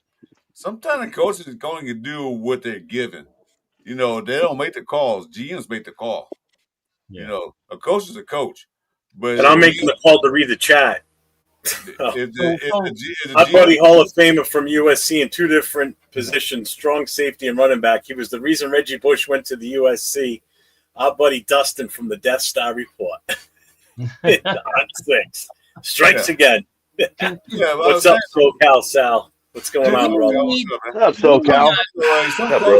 Some coaches What are do we need what they can do. Because coach, a coach? Do we need a main coach? Do we need a head coach? Do we need a defensive coach? Do we need an offensive coach? Which one do we need?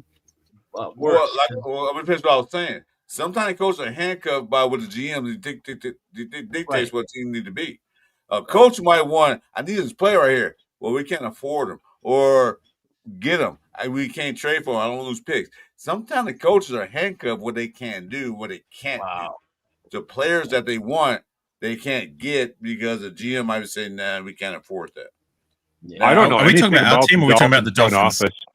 Is the Dolphins front office, are they good or are they incompetent? I don't know anything about them. They were good for a minute. The Dolphins front office, are they a good outfit or are they incompetent like the Bears? Doesn't seem to be. They're in fucking financial hell right now. Yeah. No, so I got a little bit of Raider news that I just saw. Yeah, right. Who cares about the Dolphins, right? Ain't our team. Huh? The Raiders trade. Sorry, I was just saying they ain't our team. Josh Allen just became a Raider, right? Is that what it is? Oh, if you guys let me talk for a minute, I'll get it out. It's only your show. Dolphins moved on from Greer as their GM. So guess who's now the interim GM in Miami?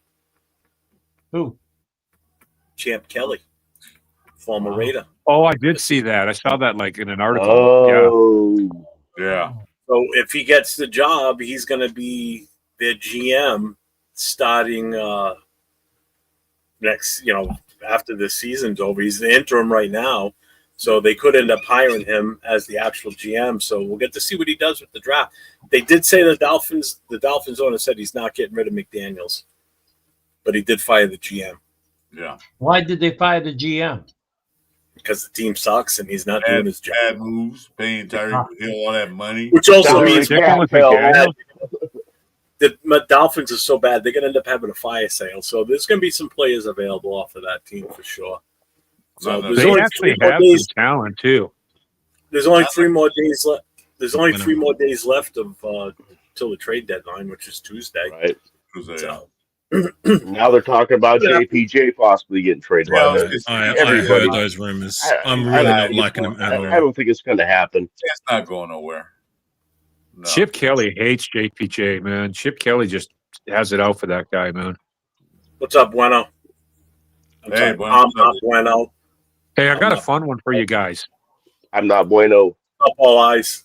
I Champ got a fun becomes one for you. the GM Oh, again go on ahead. Halloween. Yeah, you're right. That's right.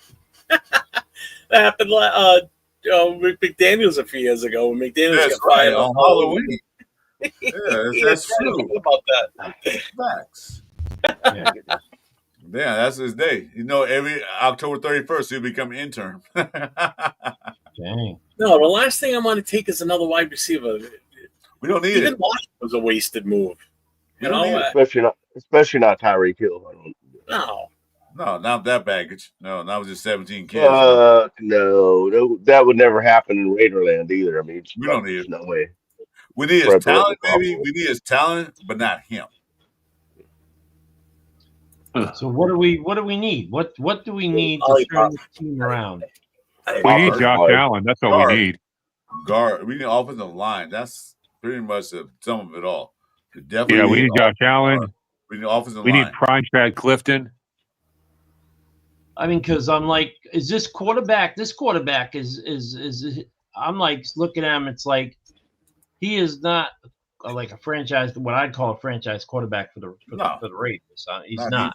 Not even. You know, and it's like I mean, in my opinion, the last real quarterback was Gannon, and I mean, we've had a bunch of people who haven't lived up. You know, I mean, Derek Carr came close, but nobody came close. I mean, what's our greatest quarterback? What is that? Stabler? What is that? Plunkett? We've never had a Gannon. superstar quarterback, bro. We've never had anybody on the level of like an Aaron Rodgers or. Oh, we did. Yeah. Rich Gannon needs some more respect on his name. I mean, he won. Right. He He won does, the but MVP he's of the not league there. back in 2002. So He does, but he's not comparable to like Aaron Rodgers or Drew Brees, bro. Right. no, he's not. But like, he's still. I feel like he needs a little bit more respect. Yeah, but what I'm yeah. saying is the Raiders have never had a superstar like that at quarterback, and Kenny you know, Stabler he still won Super Bowls. would be I mean, the closest one that we Stabler had only like that. Stabler won He one. was, Stabler won one Super Bowl.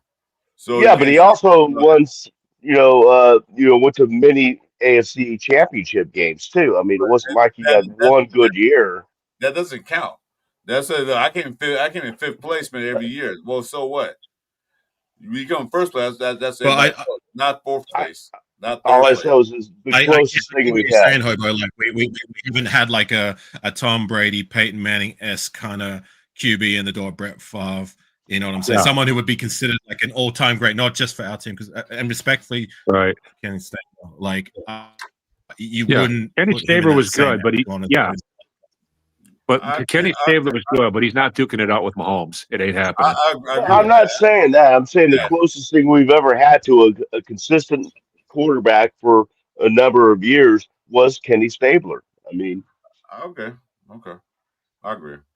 I was but saying, no, he's no Brett Favre or anybody, any of those guys you guys are mentioning, I mean, how many of us, as far as like as Raider fans, when Tom Brady came on, like we squinted, like going, "What the hell is going on here? How do we get Tom Brady, the arch enemy, the Patriot, coming over to our side?" And now, I mean, he's bringing the bad luck with him. I'm sorry, I just feel that's like you're a quarter owner. Then you should we should Our be bad doing luck better. was here before it that. was I mean, he been there. Yeah, man. Here. Tom hasn't been here for more than a cup of coffee, brother. You can't really. Tom has only been here for a cup of coffee, man. You can't really. Yeah. Yeah. Well, I mean, really he's analyze an him yet. owner. He's a quarter owner, whatever you want to call him. But I mean, I would suspect, with his way he's been quarterback and he could pass some of that knowledge on to the team and say, hey, maybe give us a skill set or something like that. He haven't been here I that don't think long. he's allowed to do that. He's not been that long to do. He hasn't been allowed to do anything with that. He's not even been a year yet as an owner, part owner. Yeah. What Yeah, it and is, plus it would be seen as a conflict of interest with the broadcasting job. Gentlemen, let me say something right quick. I keep saying this. Tom Brady bought ownership of the Raiders. Do you think the man gonna put all that money into a team that's gonna that's gonna suck, and he lose money? No. He's going to figure out ways to get his team back on track where the Raiders are winning, making money. He's not going to come in here and spend his millions and millions of dollars for the Raiders to suck. He's not part of, how you say, the hobo, like the Cardinals. He's not like the Carolina Panthers. He's not going to do that. He's coming here to get this team organized. He only can do so much. NFL got rules and regulations of what the owner can do with the team, or what they can do. So what he can do is say, like, yeah, he can go draft room and all that stuff, pick his quarterback. Yeah, they can listen to him or not. Yeah. But the only some things he can do, he can't go on the field and be a coach. He's not allowed to, like Al Davis did. That's why the NFL hated Al Davis. Yeah. Well, Al Davis, I mean, not to beat the man, but Al Davis was, he set up a lot of stuff from the AFL to the NFL. I mean, he did a lot back then. The only thing that I found bad was when he was watching games or running the team when in his pajamas, with a walker. That was the only thing that I didn't like. I mean, I love to watch the team and stuff like that, but when you're the owner of a team and you're walking around like that, I mean, come on now, guys. I mean, he should have given catch up with the chat here. Aunt Six says, can we please draft and develop a quarterback that can lead this franchise for the next 10 to 15 years? All I'm asking for since 2003. What can we do? Let's see. And this one here almost made me spit up my iced coffee. Bill Cal Sal says, the disrespect on Peterman. Who's okay? Who? Right. That's the issue as well. I agree with on Six's Nathan Peterman. The disrespect of Marcus Russell, gosh darn it. Well, we're never going to find our guy unless we at least try. I mean, my time started in 2009, so I was around for the tail end of the Jamarcus Russell era. Okay, yeah. In that time frame, from then to the now, he's the only one we have drafted in round one, and it's not like we haven't been in high positions in the draft since that time to at least try to find a guy. I mean, we tried with Derek Carr, and we had some success for some years, and at least he provided some stability. But like other than that, Terrell Pryor, my guy, but he was fun to watch, but he was never going to be the long-term answer. It was a good time, but not a long time. Tyler Wilson, who remembers that guy? Yeah, Connor Cook, Aiden O'Connell. Am I missing anyone? Cam Miller. They're the only other guys that we've drafted in that time frame. We haven't even tried that route of let's at least try to swing rounds 1, 2, and 3. See what we can find. If it sticks, fantastic. If it doesn't, so what? At least we tried. You know what I mean? Like, we're not even trying. We keep going there. Let's go for except for Derek Carr. Let's go try to find the journeyman quarterback, try to find the next Rich Gannon route. Yeah. And it has never worked. Never. Like Jason Campbell was good for a minute, but every other guy. Everybody got comfortable with Derek Carr. What he can do? Oh, we're comfortable with Derek Carr. We're comfortable with him. So we need to draft a quarterback. So my thing is like, why? Draft a quarterback every year or every other year and see if he can compete with Derek Carr. Derek Carr never had competition for that starting job. Every year they had the scrubs coming in. They picked these guys. I don't remember all these names. These guys, the only person that really competed was Mariota. But did he really compete? No, because they already made up that Derek Carr's going to start. So if you don't have a quarterback that's behind you pushing your job, you're going to say, oh, my job's coming. I can sit back and relax and do what I do. That's all it was. So my thing with Derek Carr was sorry, go ahead, finish.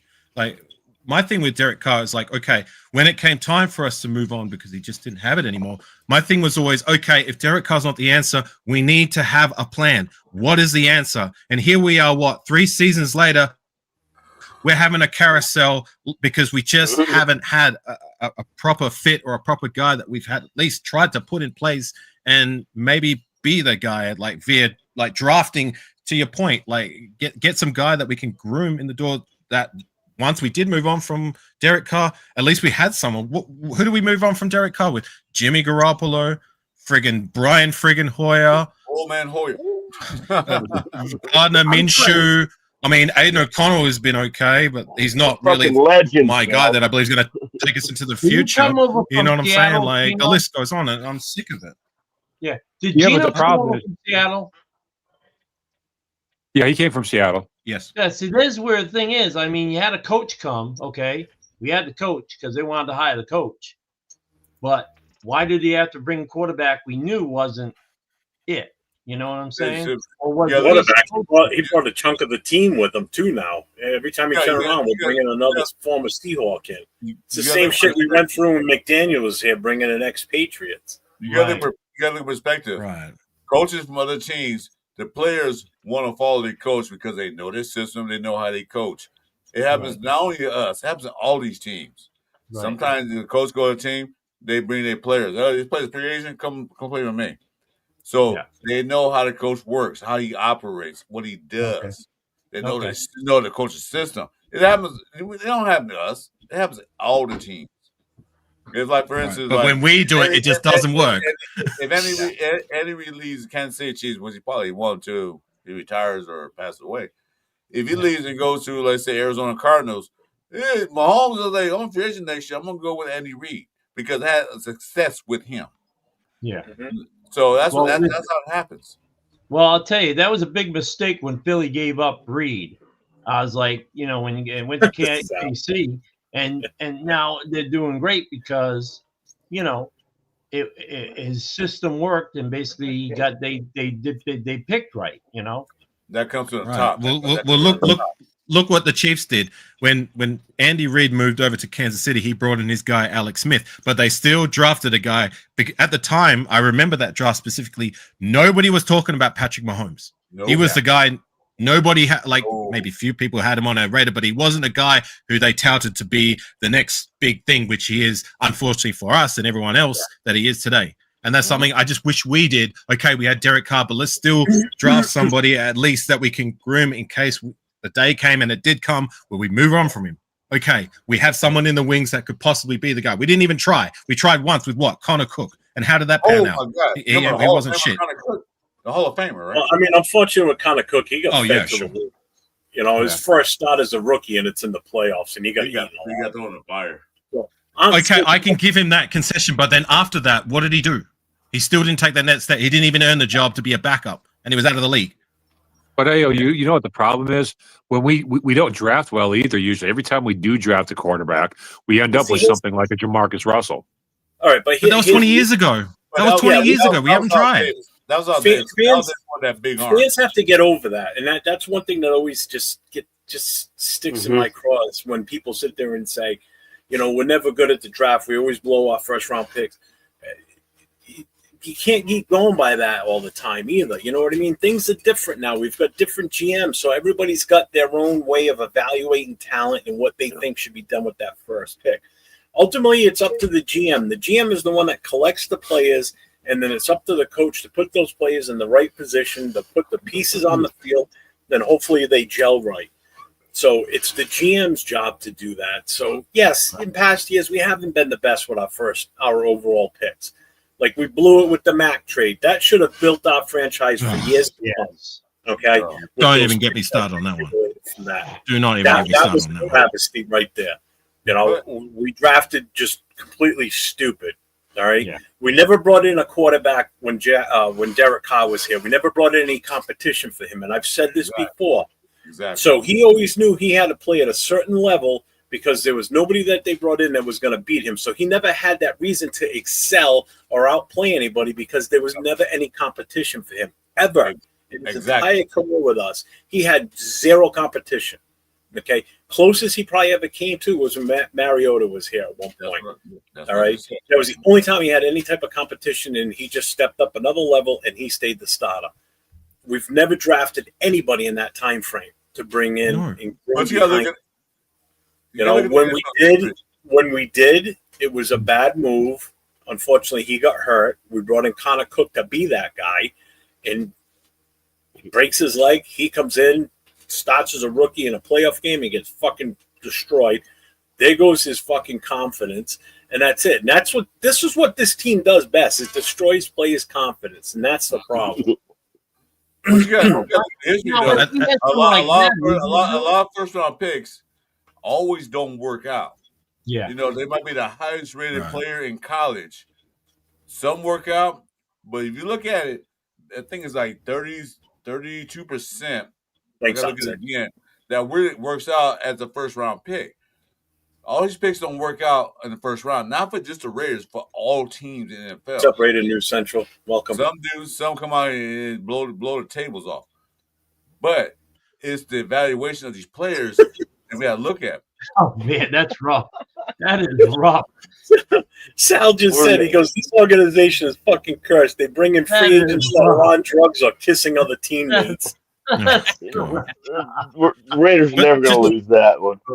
Just on the thing with we were talking about Jamarcus Russell, like the Jamarcus Russell, when we picked him, that was 2007. That's nearly 20 years ago. You know what I mean? We can't let the fear of what happened with when we drafted Jamarcus Russell, because at the time it was right on paper. It just, of course, didn't work out for other reasons. You know what I'm saying? He wouldn't do anything. When he got to the Raiders, in the he died. Right, but on paper, when it came to the physical traits and it came to his production in college, when he entered that draft, we were a quarterback needy team. Of course, we had Calvin Johnson on the board, but we took what many people, not just us, touted to be the best quarterback at that time. It just didn't work out. But at the same time, Jamarcus Russell and Todd Marinovich are the only two. Sorry, I'm hearing feedback. It just didn't work out. But at the same time, Jamarcus Russell and Todd Marinovich are the only two. Hobo, you got feedback coming through on your mic. Yeah, my bad. I turned it off. Okay, so what I was trying to say was, since the 90s, we have only drafted twice with the first round in the first round a quarterback. What the other guy was Todd Marinovich. You know what I'm saying? Like, that's what I'm trying to say is we haven't even tried. You know what I'm saying? And I feel like it's time. Look, we need to try again. If it doesn't work out with Geno, which is looking like, you know what I mean? I'm hoping I'm proven wrong, but like at least give it a try, give it a shot, swing. Like if it's not round one, at least round two, because we haven't even done that since Derek Carr. You know what I'm saying? And Marcus Tuisasopo was the last guy in the early 2000s. I think he was a round two guy. You know what I mean? So let's at least try. Just try and find somebody. If it doesn't work out, it's more of the same. If it does, hallelujah. And to your credit, to that point. Oh, I'm sorry. Did I cut someone off? I'm sorry. No, I'm sorry. That's my fault, Hobo. You go ahead. To the point that you and Jeff were trying to make, one thing that I'm starting to appreciate about John Spytek is that he's being very careful with the money that we have. He's not just going out and trying to load us up with stars just for the sake of doing that. That tells me that he's being meticulous about how he wants to help build this team. So as far as what I said about us drafting Jamarcus Russell and all this and that, perhaps the scouts that John Spytek is working with, and perhaps Spytek himself, will be a major step up in selecting players both through the draft and through free agency than we've had in many years. I mean, he's showing signs of it. Like we have a lot of cap. How much cap money we have? We've got a ton of it. I don't know off the top of my head, but I think it's in the 30s, like 30 mil or just under or somewhere around that. Yeah, and he's not just blowing it on stars just to say that we blew it on some stars and then they don't gel together. I think he's being very careful and very strategic and choosing his spots when he moves. So that's a good sign for us as far as drafting quarterbacks in the future and really drafting anybody in the future. And so I'm starting to have a little bit of faith in Spytek in that regard, is what I'm trying to say. Yeah, well, I've got a little bit of go ahead. I'm sorry. Go ahead. You go. I'll go after you. What's up, Frank? Just real quick before anybody keeps going here, just want to do a little PSA right now real quick. I put the link in the chat again if anybody wants to join in and get on the show. Come on in. Second, we've got a few of us in here that have channels, so make sure you get over to my channel, hit that sub, hit the like, hit the thumbs up. Get over to my guy, Chris 4 Raiders. Make sure you do the same. Hit the sub, hit the thumbs up, hit the like on that. Above me is Hobo Raider. He just started his brand new channel within the last couple of days. Make sure you get over to his channel, hit the same thing, get him some subs, get him up and running. And my other guy up here in the corner above Chris is Afakasi Raider. He's got some really good content. He does a lot of off-season stuff with Tecmo Bowl and some other game shows that he's done. So make sure you guys check him out. He'll be in LA in a few weeks. He's coming out here for the Raiders charge. He's not coming out here, going out there. I'm on the other side of the country.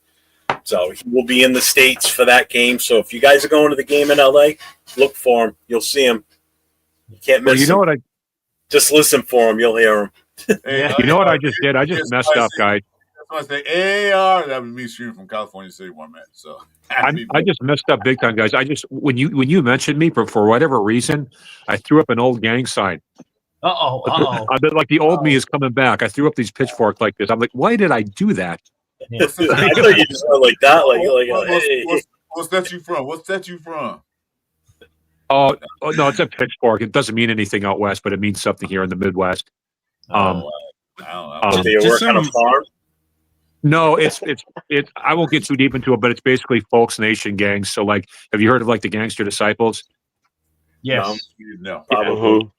And that's like a sign they throw, are the Maniac Latin Disciples. They throw this, as any folks gang will throw the pitchfork. Yeah. And there's a bunch of folks gangs out there. So I thought you broke your fingers. So this to me is that a gang thing? Gang sign? This is the four Are horse. you trying to get this channel shut down by starting to flash gang signs on here? Let's just throw gang signs for the rest of the night. What up, folks? I'm gonna come back next Friday with my hat out to the right. Be what up, folks? Yeah. Does the opposing gang have like torches, the torch symbol? What? For the pitchforks and the torches? Yeah, something like just like that. Yeah. So SoCal Sal says Raiders are expecting to have 103 million in cap space. We'll see what SpyTech does with it.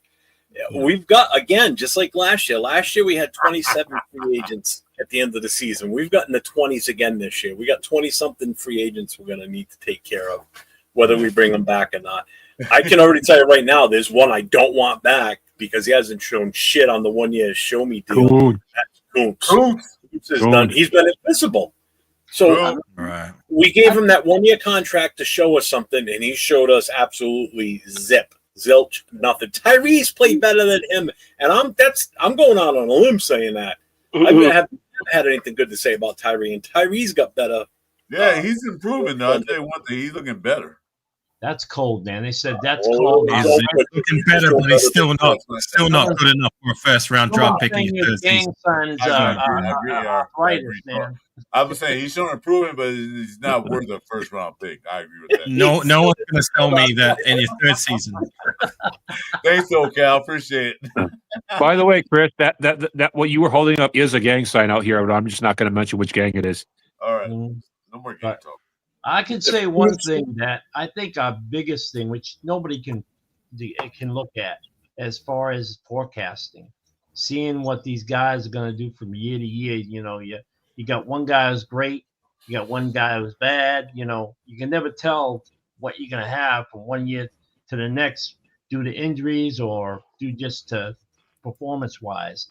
You try to guess as best you can, but you never know what's going to happen. You know, they can have some phenomenal seasons, and they can have some like the dead seasons. You know, all I can say is I think that's one of the Raiders' problems and that's every team's problem is you can't forecast. You can't see what these guys what they're going to turn out to be, and you end up getting stuck with a lemon sometimes. Yeah, that's the Texans are going through that right now, man, with CJ Stroud. Yeah.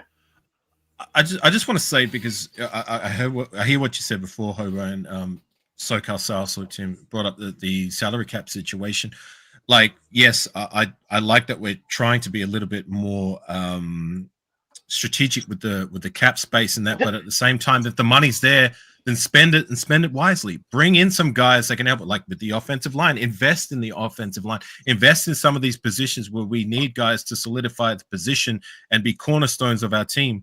And when it comes to the draft, like, I know, look, it's just year one. Still got to give him time. But I'm very underwhelmed by every other draft pick that we've had this year, except for Ashton Genty. I mean, you know what I'm saying? Like, other than Genty, which of them is playing and playing reasonably well enough to, warrant having a bit of hope and faith in for the future? Not one of them. Well, I've got. And we drafted what, 9, 10? What's up, Ronald? And he said it in 4 words. We need a line. And he's absolutely right. I've been saying that for God knows how long. I said it before the draft. I said it during the draft, and I've said it almost every goddamn show since then. Our offensive line is trash. It was trash last season. It got better. It had no improvement this year. It got even worse this year than what it was last year. Last year was bad. Well, worse. The offensive line is pathetically bad, and we did nothing to help it. We brought in Kappa. We're paying him $11 million a year. Are you shitting me? That's who you thought was going to help this team? I mean, get the hell out of here. And you put him up for competition.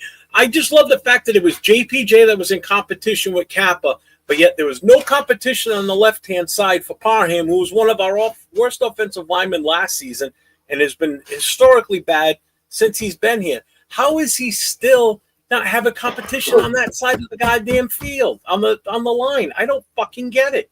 How is this guy still here? You can't tell me that there's no one else out there better than Parham. The guy's too late in the ass. He doesn't have it. He doesn't have that tenacity. JPJ's got that, and we're fucking around with this kid. That's pissing me off. I'm sick and tired of this. I'm fine with the move from center to guard because I still think he's better in that position. So everybody that keeps clamoring to put him back at center, leave him where he is. I'm just sick and tired of this dicking around and doing with this kid. And now rumors are coming out that they're looking to possibly trade, that he's possibly on the chopping block. Screw that shit. Stop playing with this kid. He's a second-year player. He's only played a year and a half in this league. Stop fucking him around. You know, Glaze is having an off year too. You know, that offensive line is not being coached right. Exactly. It's horrible. Like, you know, the two young guys that the two young guys that we drafted that at least showed the more promise than any other drafted tackle that we've had in the door since Colton Miller. Both of them have taken large regressions this year. Yeah. I mean, we were expecting both him, not just JPJ. We're also expecting DJ Glaze to get better. I mean, he was a guy who showed a lot of promise in his rookie season, and he's been pretty awful so far. What's up, you know what I'm saying?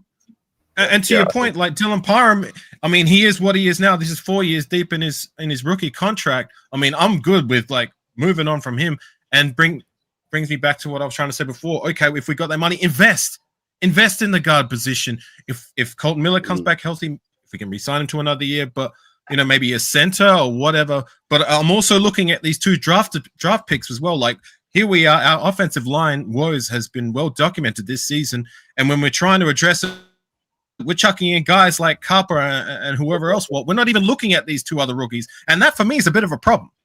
You know what I'm saying? Grant Rogers. Well, here's the thing. You know, Pete Carroll said, I don't want to throw him on the fire and say, but sometimes you got to do that. Put them out there. We're getting blown out by the Chiefs. We're getting blown out by the Colts. We're getting blown out by the Commanders. Put them in there. But they wasn't scheduled against it was healthy scratch. I would bring them up anyway. This is what they got. In practice, okay, they might not be ready. But shit, put them in game time to see if they're ready then. They're practicing against the defense, our defense, the Raiders defense. Put them against another defense. Let them learn something on the game. If we're getting our ass kicked, put them out there. You know? DJ Glaze, JPJ, both had good reps in their rookie seasons. Mumford had good reps. Dylan Parham had good reps in his rookie season.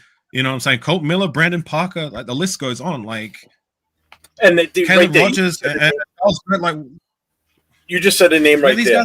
Brandon Parker. As soon as you say Colt Miller, as soon as he went down, that made it even worse because he was the absolute strength on that offensive line. There's no stories about it. He's the veteran on the team. He's the leader of the offensive line. He's a quiet leader. He's not a very vocal guy, but he doesn't have to be. He does his job as being a captain of that offensive line. Mm-hmm. He was the anchor on that left side. Once he was gone, then Forsyth comes in, and now you have him and Parham on the left-hand side. It's by far the weakest side. You know, do you think we would run more to the right? Would that possibly be in our stronger side because JPJ's there and you got Glaze, the guy that both had such good years last year? No, we keep trying to run it up the middle off the left side of the center, which we know we can't do because we can't make the holes big enough. We're not getting Genty outside of the tackles where he's more lethal. Let him make his own plays. Let him do his thing. Let him be the Mr. Untackleable so he can avoid tackles and get those yards after the first contact. You know, it's just ridiculous. And I just want to bring this up because he said it here. He goes, I need to see something different against the Jags. Anything besides what we've seen in 8 weeks so far. And you're absolutely right. We need a spark, but unfortunately, the spark isn't in this roster. Nope. It's not there. We don't have anything on this roster that's going to spark anything other than the fact. No, you're wrong, Jeff. They brought in Lockett. There's a spark. Yeah, we're going to the Super Bowl now. The only spark we get this weekend is the fact that Brock Bowers is back, and hopefully he doesn't re-injure himself or he doesn't come out gimpy and he's got the same speed that he had last season. Because all season long, and I saw it firsthand in New England, I'll put that up to a wet, gross field. He's been slow all season, especially after game 1 because he was hobbled. Oh, he was hobbled. We need him back in 2024 form is what we need. We need him playing like he was last year, where he was such a formidable threat. Nobody wanted to go up against him. But Jeff, I'm just hoping we signed Lockett, man. That's the savior there. That's the fucking move we have. That doesn't even make any goddamn sense. Well, I'm saying, okay, here's my thing. If you want Geno Smith to be comfortable with a receiver that he's coming with, he should have signed fucking Lockett and begin the damn season while he was a free agent. Why wait till now? What's he gonna do? Nothing. Well, Geno Smith's more comfortable with Lockett. So what? He should have been there from the beginning. You gonna sign him now? While we sucking? No. He might help out a little bit, but it's not enough. It is not going to be enough for Lockett and Geno Smith to connect. Maybe I'm wrong. Maybe Lockett and Geno Smith, Lockett had like 10 catches for 300 yards, 200 yards, and get some 4 touchdowns. I don't know. But he's not a team. My other thing, too, is that there's 4 of us on this show. I don't know how old Hobo is, but I know Neil, myself. I'm 21. I know Neil, myself, Chris, and Mike. We've all seen us win Super Bowls. Oh, yeah. We've all seen it. We've seen the good. We've seen the mediocre. We've seen the – I'm tired of waiting, man. And it's just been the same miserable bullshit for the last 20 years. It's just been pathetic with coaches not working out, players we draft not working out, quarterbacks coming in can't get their head out of their ass, bad decisions being made on the other coaches on the roster, GMs, you name it. It's been miserable for fucking years, and I'm tired of fucking waiting. Everybody felt great at the start of this season. I said this last week. I said, go back and look at some of these content creators that have these shows. After the Patriots game, everybody's like, oh, we're good now. We got a quarterback. And what happened after that? Next thing you know, throwing interceptions like he's giving away Halloween candy out there. Just passing them out. Here you go. Here's one for you. Hey, you want one? Here, take this. It just blows my mind how we can be consistent. That's one thing we're consistent on is just horrible decision-making, horrible play calling, horrible players. I just don't get it sometimes. And I'm at my boiling point. I blew up after that Chiefs game. That was the nail in the coffin for me that did it. Yeah. No, I blew up after the Titans game. I'll tell you what, I was there and watched this shit. I like, okay, we won the game. Yeah, we should have kicked the Titans' ass completely. Because Gravy comment said to me, 35 points. Yeah, I watched the game. They could have had 35 points. No, too many mistakes. They're not going to beat any team. Titans are one of the worst teams in the NFL. How are we struggling against the Titans? We're supposed to be one of the better teams. We have a veteran head coach, veteran quarterback. We have Brock Bowers wasn't there, but we should have enough power to beat this Titans better than what we did. And when it came to the Chiefs, that was utterly ugly. I almost had to buy a new TV from Walmart because I almost threw a brick in my goddamn TV. I couldn't even watch no more. See, my reaction was like just the opposite. I was like, by the third quarter of the Chiefs game, I was the opposite of angry. I was just almost completely drained of like energy.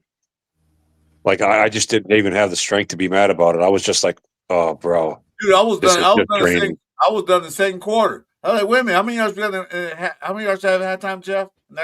40 yards at halftime, 45 yards. All I know is we finished with 96 yards. And 45.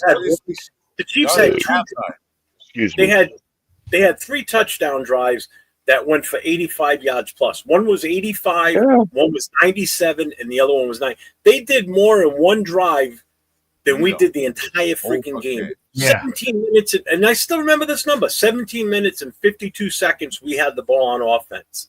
Right. They had it for 44 minutes and 2 seconds. The entire second half was garbage time. The entire second half was garbage time. Yeah, I agree. It was just a giant embarrassment. I mean, when you I was talking to my buddy Chiefs fan, and he says that's what happened to us against the Eagles.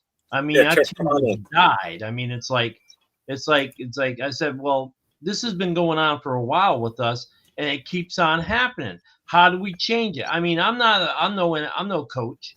I'm a fan. Okay, that's what I see. But as fans, you get tired of it. You know. Well, look, 2000 and when was it? 2021, I believe it was. Remember, we were in the same scenario when we went to Kansas City and we got our butts kicked royally. Derek, I know it's well against them. Right, but just hear me out. Right, I'm not making this about Derek Carr. I'm just bringing this up because maybe it might be relevant to the now. Somehow, some way, we managed to turn our season around. We went on a tear. And we made the playoffs. Granted, we lost the game, but we still made it, right? Yeah. I highlighted before that if somehow, some way, and I'm not saying I believe this, all I have right now is hope. And it's terrible to be here where we're at now, that all we have is hope rather than genuine belief. But if somehow, some way we can turn it around, take care of business against Jacksonville. I'll be right back. 3-5 on paper, like I said, we're not all the way out of it. We still have a shot to turn the season around. You know what I mean? Like we'd have officially reached the halfway point of the season. Yeah. Hey, are you sticking around? It's not too late. I wish you on the AR. Hang on, Chris. Hold on a second. Chris, AI, you sticking around for a little bit? Probably for another 15, 20, and then. All right, I'll be right back. Then I'll be back before you take off. No worries. For sure. AR, I'm with you on that. They can't turn it around. They should turn it around. Not the Chiefs game. I already said they're gonna be Chiefs gonna beat them. I already predicted that. They can't turn around. My thing is this. Okay, since you guys are not playing well, do me a favor. I've been a Raider fan since '76. I went to that Super Bowl game. They beat Minnesota. I was there as a kid. I'm saying this. Stop fucking getting embarrassed on national TV or any TV program. Go out there and play a game. If we lose by a field goal at the last second, okay, so be it. Yeah. But you played a tough ass game. You was in the game from the first kickoff to the end of the goddamn whistle. Play the game. Be competitive. Be like, don't be the joke of the NFL. Where the team said, "Oh, we're going to Las Vegas. We're going to have a party out there. We're going to Vegas. We're going to beat the Raiders. We're going to have a party." No, I don't want to be that party anymore. I'm tired of that. I'm tired of tourists coming there. Woo, we get to go gamble and watch our team beat the Raiders. No, fuck that. I'm tired of that shit. Yeah. You know? We all be competitive. When the teams come into supposedly the Death Star, they're walking out and they killed us. Yeah. We won our first home game against the worst team in the NFL. That's fucking embarrassing to me. Yeah. That's totally embarrassing. Should have beat the Bears. Yeah. We should. We could have beat the Chargers. We could have won. Hey, Chris. But you know what? Enough's enough. Yeah. Let's just be careful. I'm not saying the playoffs. I'm not saying that. If we can escape the season 8-9, I'll be like, okay, first season, Pete Carroll, first season, we got to change the shit. Let's do this. We can escape with 8-9. But if we leave season 4-13 again, I'm done. I'm not gonna stop being a Raider fan, of course not, but you know. Yeah. What's up? Hey, Chris. Yep. Go ahead. Chris, I want to ask you something. Do you think we're going to start Pickett before the season's over?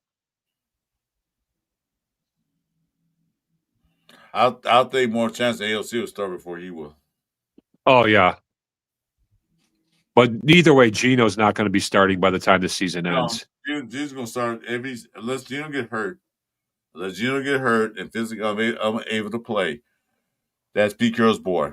He will play. Hey, Chris, do you have control of bringing people back in? Because I've got to get out because my camera's just. Yeah, sure. Just let me know when you come in. Do you have the tools to bring us back? Not just you. Okay. I got you. So, Byron said, Chris, you're right. It seems like only thing to lose, but in many games we are good and embarrassed too. Yeah, I'm. We've been livestock at the rate of the NFL for too long. Too long. I remember back in the day. I've been a fan. You were a fan since what, 89, Florida? Yeah. 89. I've been a fan since 76. Zach, how long have you been a fan?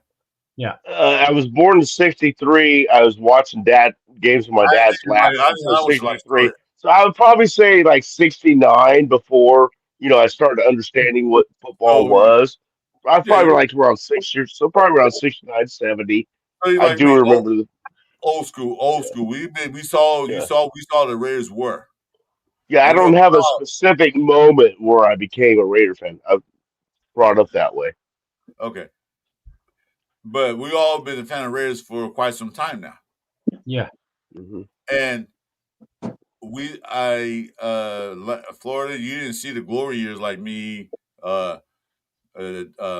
Mike and Jeff saw. We saw the glory years. Like I said, I was at the Super Bowl game in 77. 77 season. That's pretty fucking cool, man. Yeah. That was it. Well, you know how much tickets were back then? They were $20. Are you serious? Yes. $20, man. I'll tell you, which one I was then is probably like about $200 now. But anyway, that's a long story. I explained before. I'll explain again, but I'm gonna do it now. But I saw the Raiders were the number one team on Monday Night Football. I saw the Raiders. Teams feared playing the Raiders at home. They hated coming to Oakland Coliseum, and then LA. They hated that. But now they hated playing in general. No, they ain't coming to our house. But now it seems like these teams now, their fan base is like, oh, let's go have a vacation in Vegas, and our team beat the Raiders. That's the shit that's the shit I don't like. Yeah. You're supposed to come here. That stadium. It was blacked out when I went, but that stadium should be blacked out. Can't believe only other kids will see be silver or some white jerseys. Yeah. Not the other teams' colors. I'll tell you, I remember going to a game in Oakland, and I went into the black hole, and you didn't dare show up in the black hole wearing another team's jersey. You didn't. It was like if you did. Oh, it happened. It happened. And it's like you get embarrassed. You go in there. I'm like, I'm wearing my silver and black, and you got another guy wearing their team's jersey, and they're in the black hole, and I'm like, this is gonna be bad. Dude, I had season tickets in the black hole. I gotta say something on this. I was in the black hole for 17 years, row 4, section 106, right by Gorilla. So, but there was other fans that was showing up. Yeah, and it wasn't a pleasant experience, but it wasn't as bad as you hear. It wasn't I mean, we didn't start fights with them and shit like that. No, I remember one Green Bay fan got his cheese head ripped off and torn to pieces by what was her name? Feisty. She was couldn't mess with Feisty, but Well, she ripped up his hat, and he got kicked out for inciting a riot. Yeah. I live in LA almost my life, almost 99% of life, and I was there by Coliseum, and so I went to like 8 Raider games. The worst game I saw was when Denver beat us in the last minute field goal. Yeah, but you know what? The color of the stadium was silver and black. Very few Denver fans, and the one guy that was in the parking lot. Oh, hey, bring it back in. There's one guy in a parking lot that was talking shit. Yeah. It's not talking no more. Yeah. I come back and you're gone. I'm like, shit, he left. He thought he was going to be here. No, he said he had to get off. No, I had to go fix my my camera. Sorry, Rafa. Sorry, like I said, my nickname for the Broncos is the Mile High Jackasses. So I mean that's my nickname for them, and I have it. I mean, the only team that I don't like besides them is the New England Patriots. Now I'm from New England. Okay, I'm up there from. I mean, I was born and raised in Rhode Island, so I mean, but like everybody else is a Patriots fan, and then I got to live with the egos of these Patriot fans who who are the worst, aren't they? They're horrible. they are. I mean, it's like he knows firsthand experience how bad it is up here with. I mean, it is. It's like now you talk about violence in games. Now this is even football, baseball. Okay, if you are a Yankee fan and you come up to Fenway and you wear your Yankee stuff, there is a good possibility you get into a fight with somebody, because if you mouth off, because we had to live with that curse, the Bambino curse, and until that thing was broken, it was not fun. You could be at a Patriots game, okay? You could be at a Patriots game and you would get booed out if you were wearing a Yankees hat at a Patriots game. It's not even like baseball. I mean, you could get booed out. A Yankees fan would get booed out from just being. I mean, that's how it was. That's how our mentality was. It's like that LA Coliseum. It's like that back in the day, where the Raiders had a Monday night game and the LAPD and the mayor was scared because at that time the LA Raiders became like we was talking about earlier, but I don't want to get too much into it. The gang colors. Yeah. And so a lot of fans that would come to the Raider games wouldn't wear their colors, especially on Monday Night Football. They would not wear their colors. They wouldn't wear. You wouldn't see a different fan. Very few, not many, will wear their colors to the game, especially Kansas City, because LA is a blood and crip town. So Kansas City is red, ketchup and mustard. So you had red in the crip town, you pretty much in trouble. Absolutely. And like not only that, but if you think about it, you look at the now you live in LA, right, Chris? I used to live in LA. I live out in the middle of the desert with scorpions and tarantulas. Do you remember? Do you remember what colors the hockey team, the LA Kings, had before Purple they went silver and black? Yeah. No, the purple and gold first thing was silver and black.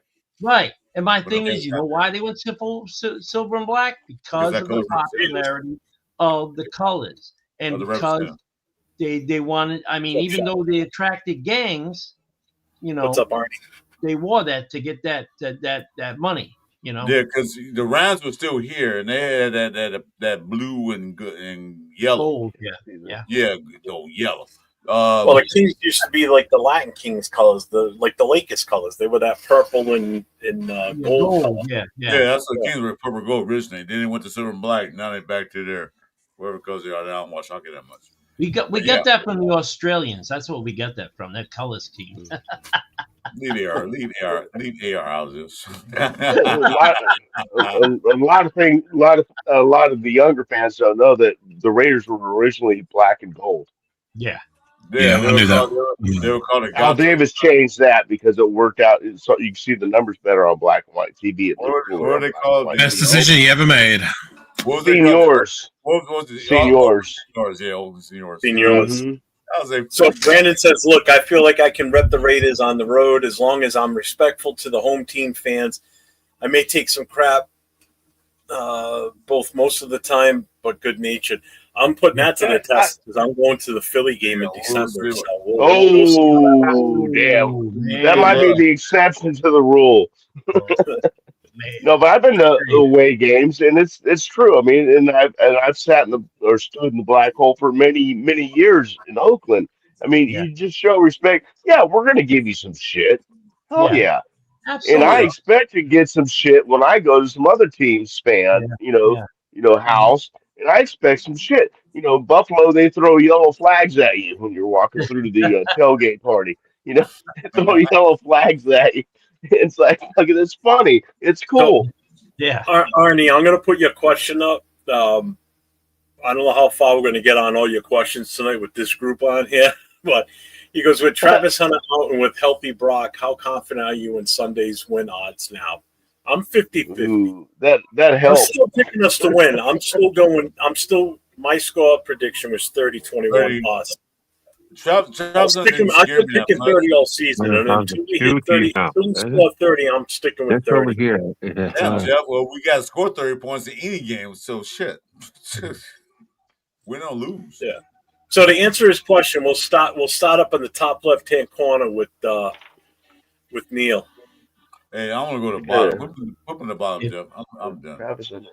If they play it right, if they come out and they play with their hearts and they come out and they start off good and don't start, just like Jeff put it, throwing candy on Halloween where they're doing these interceptions and stuff like that. They need to come out and they need to be dominant. And that's the biggest thing I can see them doing. If they don't come out there and play like they've been playing, like the Chiefs game before the bye week, then they're not going to do nothing on that field. They need to come out with some passion. They need to come out with some confidence. They are home. Nobody beats us in our home. They need to come out with that attitude and take it. Hey guys, I gotta go. All right, Take care, brother. Nice to meet you, man. Hey, Hey, AR, nice to see you again as usual. Yeah, Take bueno, care, they're like a bunch of teddy bears in Philly, so I'll be fine. Yeah. All right, take care, Oh. man. Peace, man. If Hobo's going, then that means I'm next. Ask Yeah, a go question. for it. Ask a question. Right quick before you go. Go ahead. AR? Sorry, is it my turn or is Hobo going to have his take before he leaves? Go ahead. Go ahead. Hobo said he was leaving. Oh, it was Hobo. I Okay. thought it was the AR that said he was. Oh, shit. My bad. No, it's Hobo who said who's leaving. I think he may have already left. He probably just left. I'm trying these new glasses out, and they're fucking with me, man. At the stage. We get him up here. Where are you? What? Turf's in the building. What's up, my guy? Hey, what's up? You ain't seen in a while. What's up, Hey. Turf? I've been following your channel. You know that. I know I'm rocking the Whalers hat. That's just to let everybody know what You know what I'm always saying, fucking something, Turf. Is that don't the get it rock? twisted. You know what I'm saying? Don't get it twisted. I am still out here drinking. Yeah. Is that some Guinness or something there you got? Oh, my bad. I think I got us on a there we go. Nah, you know what, man? This is it's some new stuff. I got it from a local place, and I don't mind giving them love. And it's called the Growler. There you go. Well, yeah, and they have a huge selection on tap, and it's like called effing ridiculous or something. It's a peanut butter stout that's 12%. What? Wow. What? 12%. Peanut butter. Well, anyway, this show is brought to you by Turfs. In the background, you see an exotic resort. all day. So, but no, man, I appreciate y'all for bringing me up, man. Let me hop on. Man, you know what I'm saying? For a Friday for the first time, and I don't know how long. It's been months. It's been a minute. Hey, sir, we miss you, Turf. Hey, I miss y'all too, man. I talk about you all the time, Chris. I mean, definitely, Jeff knows, Chris. Please believe it, man. I always let everybody know to go to your channel, man. I miss you. Rafa, good to see you, my guy. And then, my brother, man, from another country which is AR, aka Afakasi Raider, bro. I wish I had my board, because y'all know if I had my board, it'd be over right now. But man, good to see you. Yeah, I'm just glad to hop up on here with y'all, man. And glad you're here. Tell y'all the truth too. Tell y'all the truth too, because this is the first time I ever actually talked to you. I've been in your channel a lot. Sacktown, that's right. What's cracking? That's right. Sacktown Mike, my bad, bro. Absolutely, man. Appreciate it. But this is the first time we've actually got to talk to each other. That's fucking cool, man. That is very cool. That's what hey, Sacktown, Mike, Turf. That's what it's all about, man. Pull up. Let's talk. Let's chat. Let's talk about the Raiders. And y'all know real quick, because Afakasi's got limited time. So Afakasi, go ahead with what you were saying prior to Turf popping in. It's all right. Look, the order's changed. I still have a little bit of time, so maybe if you want to go Rafa first, because Rafa hasn't had a chance, and then Turf and I'll go after. Yeah. Leave me for way later, bro. I'm just in the background, bro. Don't worry about you asked about our confidence levels. The question was for the panel. What is your confidence level in this week's game? Like, how confident are you that we'll come up with the win? And the order was me next, but since the order's changed, maybe Rafa hasn't had a chance to say his piece. Hey, Rafa, how are you? Yeah, I'm very good, Afakasi. Between for that game, along with Las Vegas Raiders versus Jacksonville Jaguars, because to be honest, the Jaguars defense, they look like hot garbage. I know they just beat the Chiefs at home with a nail better a couple of weeks ago, but Jaguars is not that really good. Their own line is really bad, just like ours. And Trevor Lawrence still suck, and the secondary is still not assisted. But I actually think could be like a game that the kid really can maybe win. They want to call me crazy, but I got Raiders winning at this home if we want to do about it. Because for us, I mean, if we want to like a triple trouble between Brock Bowers and Nestor Genti and the wide receiver room, I think we just got it really enough of this. Because if we wanted to do like a lot of passion, so here it is like a few things. Because number one, we can put more defense. Number two, we can pressure the quarterback, which is Trevor Lawrence. And number three, no more interceptions. That's it. So you saying Raiders will win the game? Yep. Raiders are gonna win this game. Who'll win this game? So that will be quick. All right, who's next? Quick takes. I like it, Rafa. All right. That's pretty good, Rafa. Who's next? That's next. The Ultimate Raider. Turf. Yeah, man. I mean, which way am I pointing? Am I pointing the right way if I'm trying to point at Chris? Just so I know. Point the opposite. Like I said, y'all leave me for last, bro. And I don't mean that like because I think I'm just saying like I just jumped in. I heard the question. I mean, if y'all really want me to go, I'll say, but I do it. You're next. You're now. I already put it in the chat, so y'all probably should already know where I stand. I don't think we're going to win another game. I agree with you. And I'm not going to see. And the thing is, man, and this is the problem. And I'm going to give you my take. I'm going to give you my take because you just said it a little bit earlier, and I said it also in the chat. Bro, I had us at 6-13 or 6-12, 6-11. That was if we were lucky. That was well before the draft, well before anything. I had us at 6-11. And then when they started messing around with the line, I had us at 5-12. Right? And now, I mean, come on, man. The reality is we're not going to win a game, and we're not throwing anything. We don't have to try. I mean, everything is blown up. Yeah. Take care, Rafa. We lose. You know what I mean?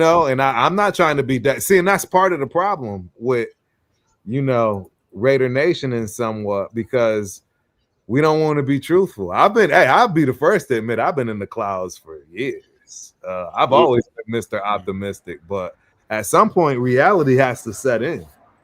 Well, I will tell you, I agree with you. Reality has to set in, and I'm not trying to be Debbie Downer. I'm just keeping it up. Because after the Chiefs game, I was adamant about we're not going to probably win another game. The closest we're probably going to come to winning a game is we've got two options or two chances, and that was Jacksonville and Cleveland. Bingo. And both of those games could be a 50-50 toss-up. All the other games, you look at how our team's been playing, and you look at who we got going for the rest of the schedule, it's not looking good. There's a chance we're gonna end up with only 2 wins the rest of the season. We end up worse than we were last year because we already look worse than what we were last year. The only way we're going to win a game is because it's by the grace of God, however you want to put it. Because there is no other. We don't have any talent. We don't have a number one wide receiver. Our offensive line is wild. We got coaches that's taking the best talent we did have and stripping them of every bit of confidence and anything like they could ever think of being in this organization for whatever crazy reason. I have no idea. It's a toss-up. I mean, I could go on and on about the amount of dysfunction and nobody. I mean, y'all. I'm not trying to be on my high horse, but everybody knows here for the most part, man. I was there for 4 years straight, from 2021 to here, and I refuse to pay another penny. I'm done. I'm absolutely 100% completely done. And I mean, I don't know what it's gonna take for this team to get back right. I don't blame Mark. I am gonna go on my rant, like I say. I don't blame Mark at all because look, I've seen Mark go through it all. Again, I've been there from the jump. I've witnessed there in his face the signs, the disrespect, the nonsense. The man said, finally, look, I know I'm not my daddy. I know I don't. Look, take it. I'm letting people take this thing over, and it's still not. He's working. trying. He's trying. It's not through lack of trying. He had the highest paid offensive coordinator on planet Earth. With the worst offense. Is that you know whose son? Is that what, Kelly? I don't know who is his son. You're talking about the offensive line. That's a whole nother conundrum. Okay. I could talk about that for a whole nother hour and a half in itself. Yeah. But that's what I'm trying to say. Which is why we all said, well, I shouldn't say we all, right? Because again, I was very realistic, optimistic. A lot of people talked a lot of craziness on a lot of the things in the takes that we had to say. And y'all know what I mean when I say we. The Raiders Syndicate, right? Protect the Shield podcast, The Sapphire Raider, Rundown, Cheeto Linus. We all kept it a beam. And now everybody has to feel that pain. Y'all gonna feel it. I knew it. I'm not mad. I do my show every week. Yeah. I'm going to continue to do my show every week. But we are absolutely cheeks, ladies and gentlemen. We are ass. We are kaput. We are done. We have no team. We have no depth. We have no talent. We have no heart. We have no nothing. These dudes are walking around in drills. I don't have to tell you this stuff. Yeah, you already know this team has folded completely. Completely. It's a wrap. I saw everything I needed to see in that. The Chiefs game was the final one that did it for me. That was just. Second one. And if you saw any of the thumbnails that I put up for the show that week for like the Raider Connection, it was a full size Andy Reid looking at a little field of little Raider figurines, and he's just playing with them like little toys because that's what we were to him. He was just playing with us. That was football. That was our money show. Yep, Steve. There's a point that I was on that hype train too. I wanted 10 wins. I ain't saying they were. I said I wanted 10 wins because I went by Pete Carroll's history. Later on, bro. But what they played, okay, they beat the Patriots. Yay! They were just like us. They just starting out their new season like we were. We happened to beat them. That Monday night game, the game against the Chargers, I'm like, wait a minute. What the fuck? And then again, I went from 10 to 5 to now to maybe 4 at the most if we get that. Only thing I'm saying, okay, if the guys going to be this bad, because I see people in chat say, well, we should think for a quarterback. Oh, quarterback's not going to save us. What's going to save us is get that line, both sides of the line together. We can get the best quarterback in NCAA history. We can bring Joe Montana back. All that shit. But if you can't block for the quarterback, if you can't make holes for a running back, a decent running back, then we had no shot at doing anything. Every time we get a red zone, it's either a turnover or a field fucking goal. We're the worst in red zone. Breaking news: Dodgers won 3-1. So series is tied now. Final games tomorrow night in Toronto. Yay, Dodgers! Holy shit! Go Blue Jays! Go Blue Jays, man! Who's this guy? He must be an NL fan.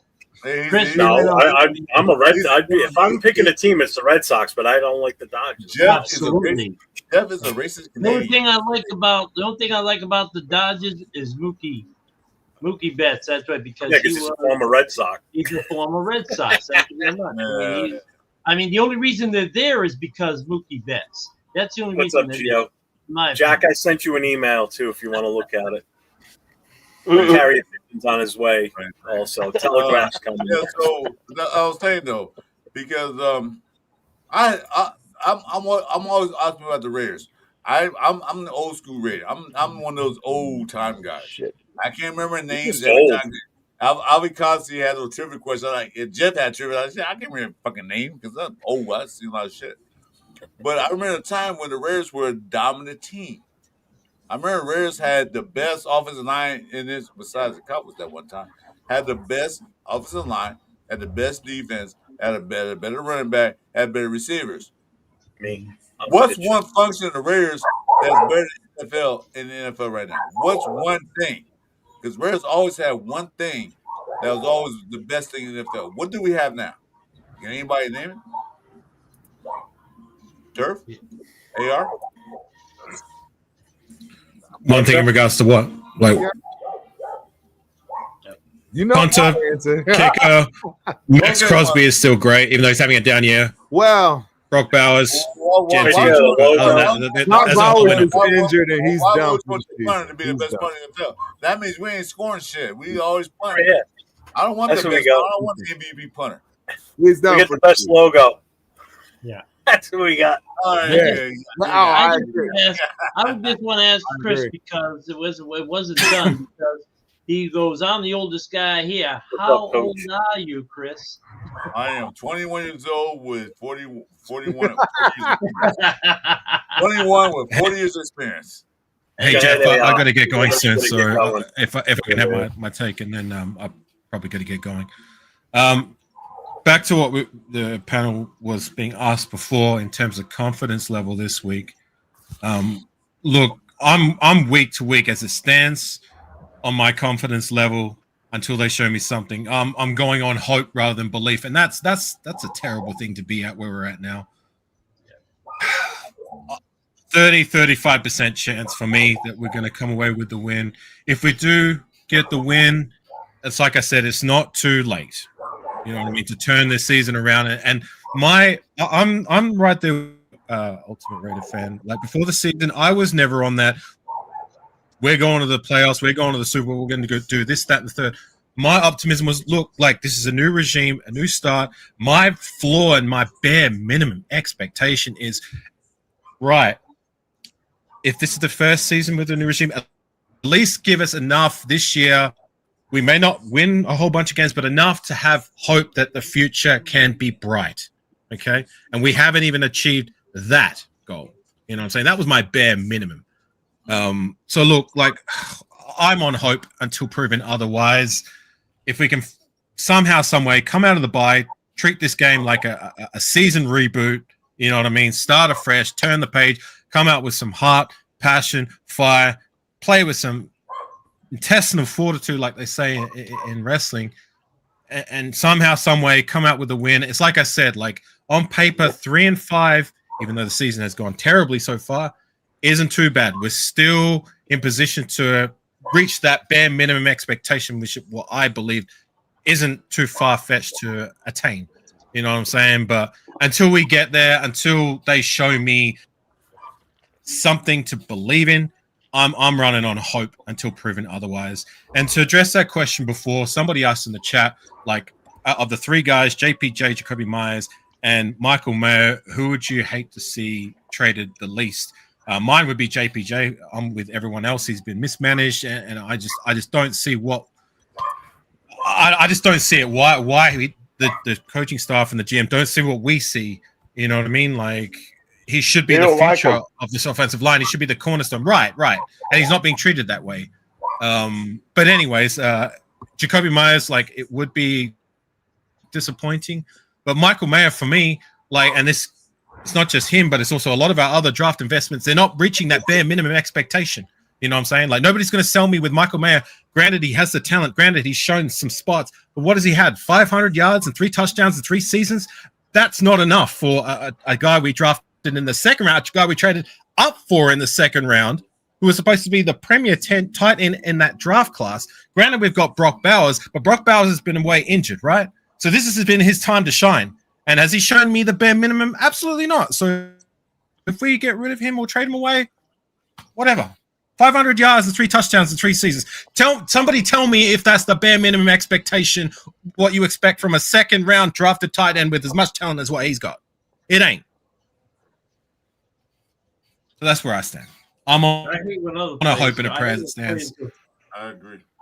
I hate when other players like to leave our team and to go do great somewhere else. Why couldn't you give us that effort when you were here? Right. Hey, real It quick, happens all the time. They leave our team and they go to the other teams, and they all of a sudden figure it out.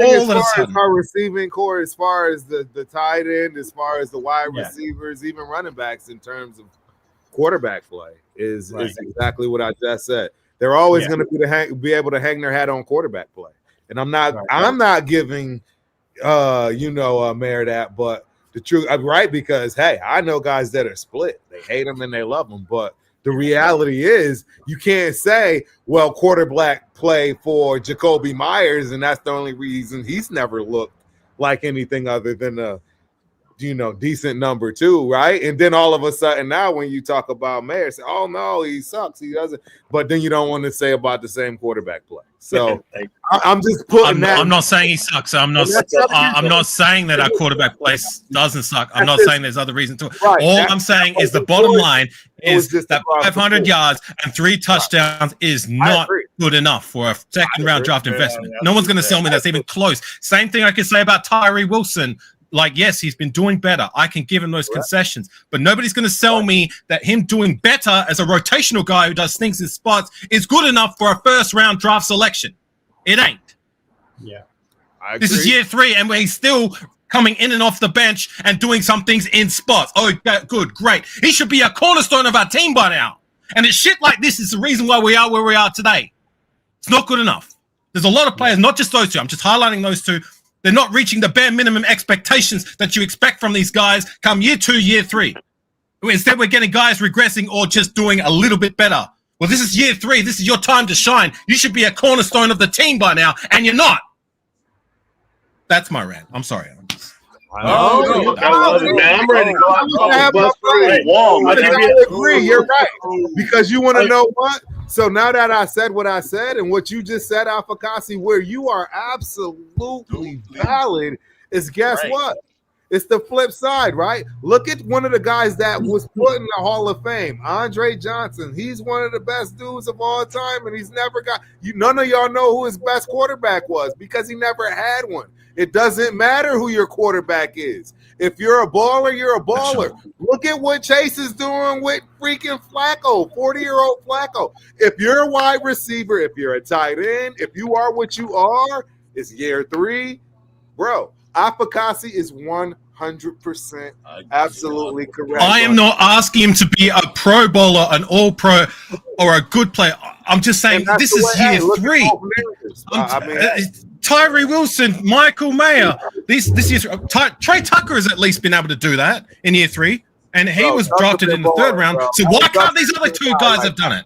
Tucker's the only guy we got in the wide receiver core right now. Exactly. Thank you. Trey Tucker is the only dude that's doing everything, and y'all know that I've rode Trey Tucker to the wheels fell off in terms of putting the pressure on him because he is one of the last Mohicans from that, if you will, last regime.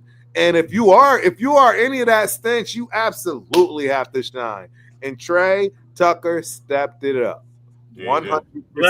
Stepped it up, and he is and that's the problem. That's the only guy. The only guy who sees McDaniels at the helm that is able to establish himself. Every other draft pick that we had what? How many? 15, 16 draft picks in those 2 seasons. It's 3-4 years deep. And where are they now? Where the fuck are they now? Trey Tucker, the only guy that has established himself to being worth a damn. When we still have AOC, who can be good spots. Every other guy's AR breaking up. So can I just say one thing? That's the AR I miss right there. That's what's been missing on YouTube lately is his shows with his take and the passion that this man has for this team is undeniable. And that's what I love about Afakasi. He doesn't sugarcoat shit. He says it like it is. And that's why I absolutely love this man. And I wish I could be in LA when you come to the States because I gotta meet you in person because I think you and I would hit it off awesome. Well, Jeff, we're going that's what I miss. I miss that right there. Jeff, and I'm glad you're here doing it tonight, brother. I appreciate you 100%. Jeff, me and you going to Australia, man, at an international game with the Raiders. So we're going, me and you. Yeah. No, I'm serious. I'm serious about I gotta that. get Thanks a to lot, Vegas gang. first. I'm sorry to raise my voice a bit. Maybe Bro, no, bro, that Oh was no, hey, no, hey, no, I don't know if you no, saw it, bro. That was I'm passionate about this team. kidding me, man? There's a reason why I've got the we colors wish on. our There's a players reason had why my that room is shit. decked out the way it is. You know what I'm saying? I Like was about- I love this. This team is my life, and I'm just over like year in and year out, always going on hope rather than there being a direction at the end of the day. You know what I'm saying? Yeah. Anyways, gang, I I'm was gonna about go. ready to- Salute you guys. I was about ready to Much love, fucking mate. throw a helmet on, man. I'm like ready to go. You know what? And You need yes, to go on the Gemini Raiders Soldier, I locker will be room. at the Charger game. I will be there. If this, I'll if- forget- All right, gang. Peace, Hey, guys. happy Much Halloween, love. everybody. hey, take care, man. Alpha Take care. Alpha needs to be in the Roger. Raider locker room and present Absolutely. that passion to them, to Absolutely. light a fire under their asses, Yeah, yeah. to get them out there to play like a freaking Raider. Because none of them, I'm sorry, Max included, and I'm not singling out anybody. Everybody's Right. included in this. Right. Everybody on that team needs to hear a speech like that, and you're not going to get that from any of our coaches. Absolutely not. Look, And I'll tell I you, am not. I am no insider. I am not a technical expert. I'm no more than a fan than everybody else here. I'm just passionate about my opinions. I'm not always right. I don't claim to always be right. You know what I'm saying? But I'm gonna say what I say, and I mean what I say, and I say what I mean. And I wear my heart on my sleeve. Sometimes it comes out for better and for worse. I am what I am. Anyways, I really got to get going. Much love to the panel. Salute to you guys. Keep doing your thing. I'm sorry I haven't been as active as I usually am. Hey, It's don't nice to worry keep about it, man. ass You're good. working You're that. good, man. You're Good good, seeing man. I love you all. Take care. Have a good weekend. Hey, Hopefully, happy Halloween this time to you, next week, we can celebrate the great Raider victory. But until then, peace out. I'm out. Peace. All right, take care. Yeah, Wow, Diesel, that- he's that's going to be in bad. LA in 30 days. Bro, it's the only reason I'll go to LA, bro. I mean, y'all know I'm not setting foot in the dumpster fire. So, I mean, that's never. But I might go to LA for that because AR, I understand taking that 15, 16-hour trip. I did it myself. I've been to Australia, and that shit was outstanding. I got homesick, though, for the first time ever in my life, which was wild for me at a freaking old age. It's like, yeah, because it's different. And, you know, that's why people should travel. Because Turf, are you home right now, or are you somewhere else? Well, hey, I'm at the ladies and crib. gentlemen, Jeff, thanks for bringing me on. You know, happy what's Halloween, cracking? everybody. What's cracking, What's Jack? up, Turf? What's cracking? I'm at the crib, What's man. up, everyone on the panel? All my boys are on here right now. I love this. Turf's at his luxury resort. He's at home. It's his luxury resort. You know what? Diesel, it's doing it for everybody. I don't know why. All of a sudden, YouTube freaked out and it's showing everybody's other name. Yeah. I don't know what's going on with YouTube these days. Yeah, you know what? You know, it's kind of crazy. I've been seeing that a lot in chats. Yeah, it's been going on with YouTube all over. I don't know what's going on. Yep. See, Diesel, I know it's you by your profile Names- pic. I know names other are different. numbers when you come in. Yeah. I mean, there's a lot of Don't people ask me that what I ate for their dinner, name- but I can remember everybody's fucking profile pic. Who's who. Right. Don't change your profile pics, because then I'll be fucking lost. Hey, See, now- Turf, I think this is the first time you and I on together, so this is cool. I mean, But I will say, love it, you know, bro. what I- Avocado Raider was right. It's like you look at like the Broncos and you look at the Chargers, they have like 10 guys on IR. And this week we're going to be healthy. Right. And look at their records, look at our records. That just shows you, like, you know, the changing of the, you know, the coaching staff, management. Right. You know, if we have this turnover every single year, you got to do a restart. Right. Yeah. And as poor as it's been, I don't want another restart. I want to see it Jack, kind of ride it out. see, Jack, that's the thing, Jack. That's the thing. It's inevitable. You don't have a choice. There's going to have to be a reset, no matter what happens at this point. But see, There's Jack, not a- as you mentioned, they've been together for some time now. They had time to gel, had time to get the people they want to get in. We don't have that. Every other year, we firing a coach, getting a new OC, new line coach, new all this shit. We don't have can't think of the word. Consistency. But we don't have that. Hey, Alon. Good. Hey, What's I up, remember Alon? you, brother. It was good to meet you. Thank you, Jeff, for you helped me out meeting them, bro. Exactly. We don't have consistency that most teams have right now. These teams that are winning, what they have, the same head coach, the same OCs, the same DCs. They have consistency. When you come in there, the program exists. It's already established. We do not have an established program as of yet. I don't know if we're gonna get there or not, but Turf play football. He knows all about. If you're gonna system like everything's new, you're gonna be fucking lost. You're gonna be fucking lost. What are we doing? We're gonna be a run team. No, we're gonna pass team. This week gonna be yeah. Bro, it's just, you know what, man? I want to bring it up because I know it's controversial and I hope it pops on everybody's channel and everybody gets a click out of it. But say it, Turf. You know what I'm saying? Yeah, that JB, Coach JB and the whole Mina Kimes beef and the fact that he wants people to get on the board, man.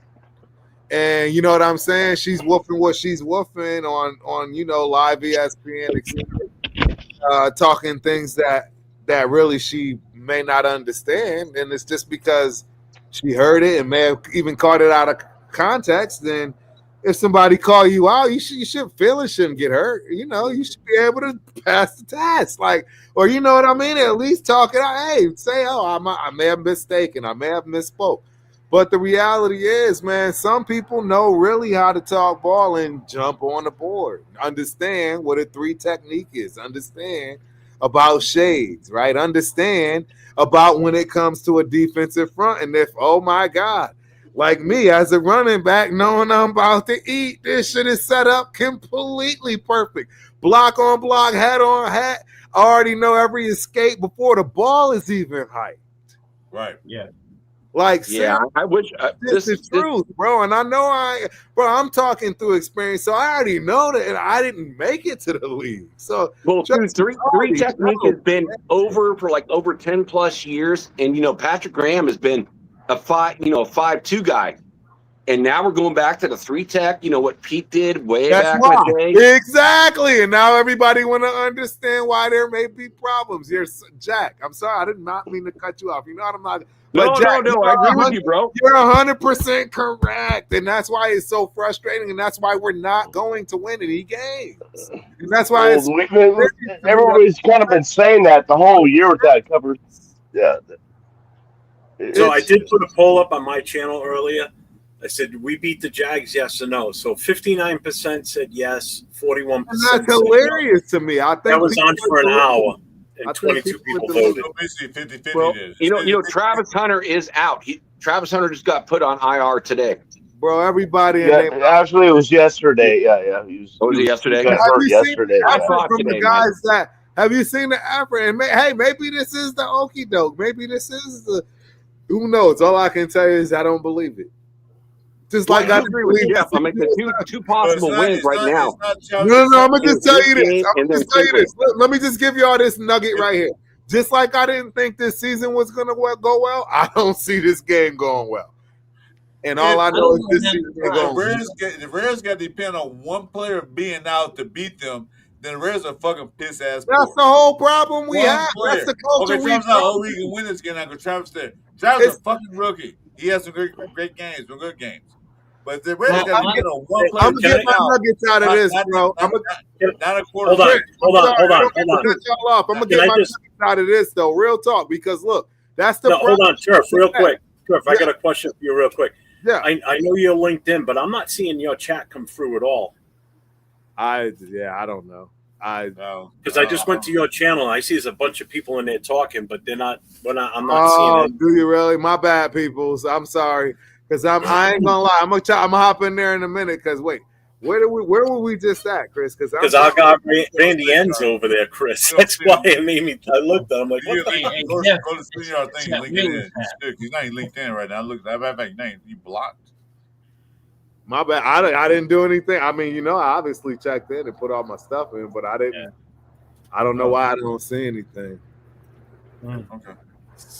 I can tell you this much is that when I came into this season, it wasn't based on coaching. My enthusiasm towards the team was not based on coaching because it's the coaches that coach. It's the players that play, and, my thing is that I'm tired of seeing these guys, and you got some guys like Max. I mean, I love Max. Max Crosby's awesome. I think he's a good player. I hope so. He's got passion and stuff, like he wants to win. And I've heard it said many times that that just because he's got a Raiders tattoo does not mean he's going to stay a Raider. I mean, if the wrong coach can basically make him leave. If you got coaching when they're not using him to his potential, he might leave. And I just like with Khalil Mack. I mean, I was pissed off about that because he went into Chicago and was a monster up there, and I was like, we had him. We had him. We could have done great things with Khalil Mack, and they didn't do it.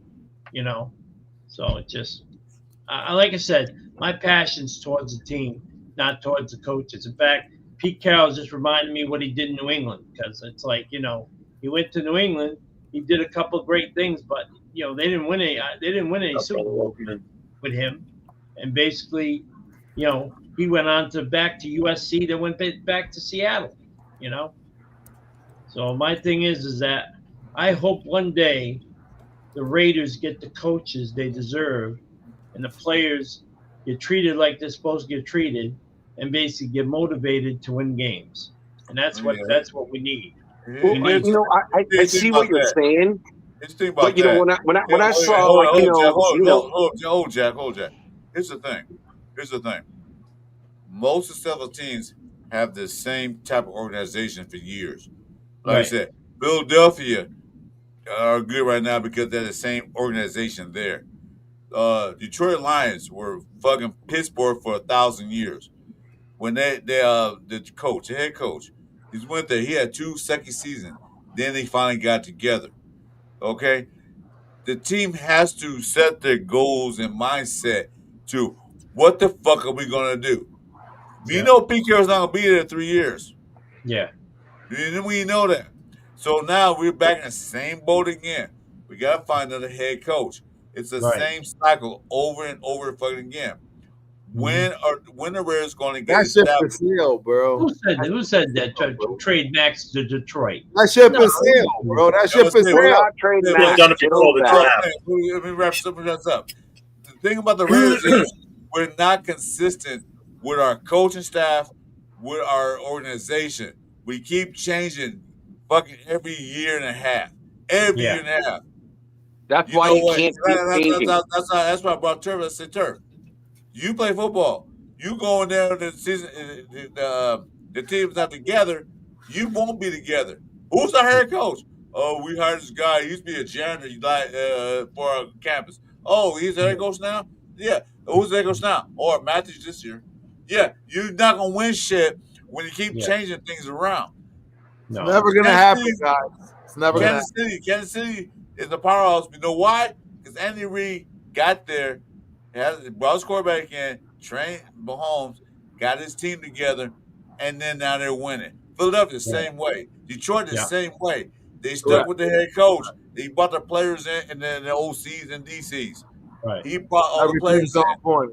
Everything's on point in those areas. If we keep changing head coaches every year, like babies change their diapers, we're gonna be the same thing. Shitting diapers. Yeah. Okay, Jack, go ahead. I'm gonna cut you off. I don't want to say that point. You, bro.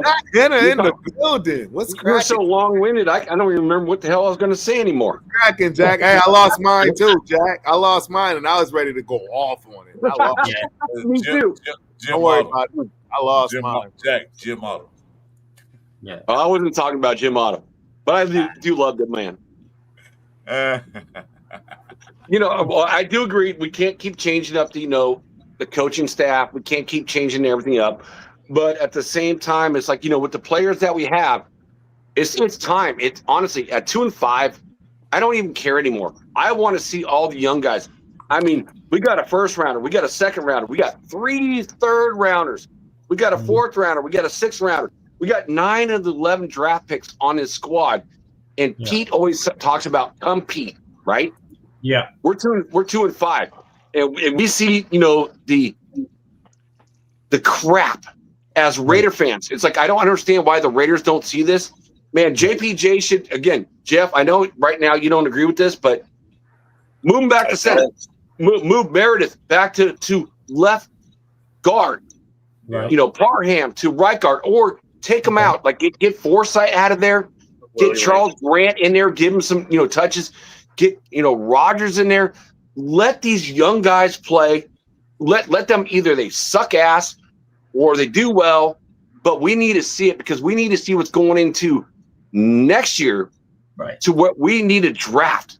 I mean, what's up, Willie Wayne? But we need to see what these guys are doing and get all these younger guys, out there. It's like, I mean, we always hear about compete, but you know what I've learned from compete is you don't compete if you're a Pete Carroll guy. There is no reason why JPJ should be competing with Meredith or even Kappa. It doesn't make any sense. And we're just fans. We're not coaches. We're just fans. Yeah. But here's my thing. I don't see any passion from Carroll when he has these conferences after the games. Oh, we did this and we did that and we were playing and doing that. And I'm like, there's no passion behind it. He's washed, bro. He's washed. Yeah. Bro, and you know what? I was flopping him back and forth, and again, and that's why I keep trying to say I'm done with being in the clouds, bro. Because I gave him his credit for the Patriots, but the reality was, I think I'm gonna just put it to you like this: there's times where you obviously can psych yourself out. Yeah. You know what I mean? I'm gonna put this. I can put it in layman terms for myself. Look, you got Mike Vrabel. Yeah. Up against the legend. Yeah. Up against the legend. Mm-hmm. My very first time at Black Belt in a tournament, I'm up against the legend in Texas here, in one of these areas. Yeah. He's been Black Belt longer than I've been training. Yeah. Yeah.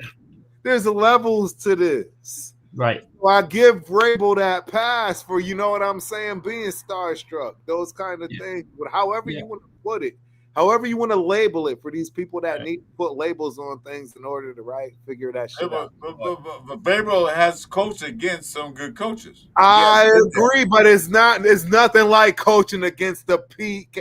He's the oldest coach in the league right now. It's very different.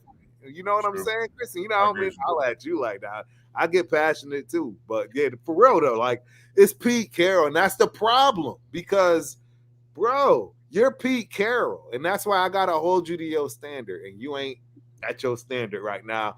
And if anything, he should appreciate it. He should appreciate a person like me that's willing to put me out there saying, yup, you ain't doing right, dude, because he knows it. He believes the same shit I believe.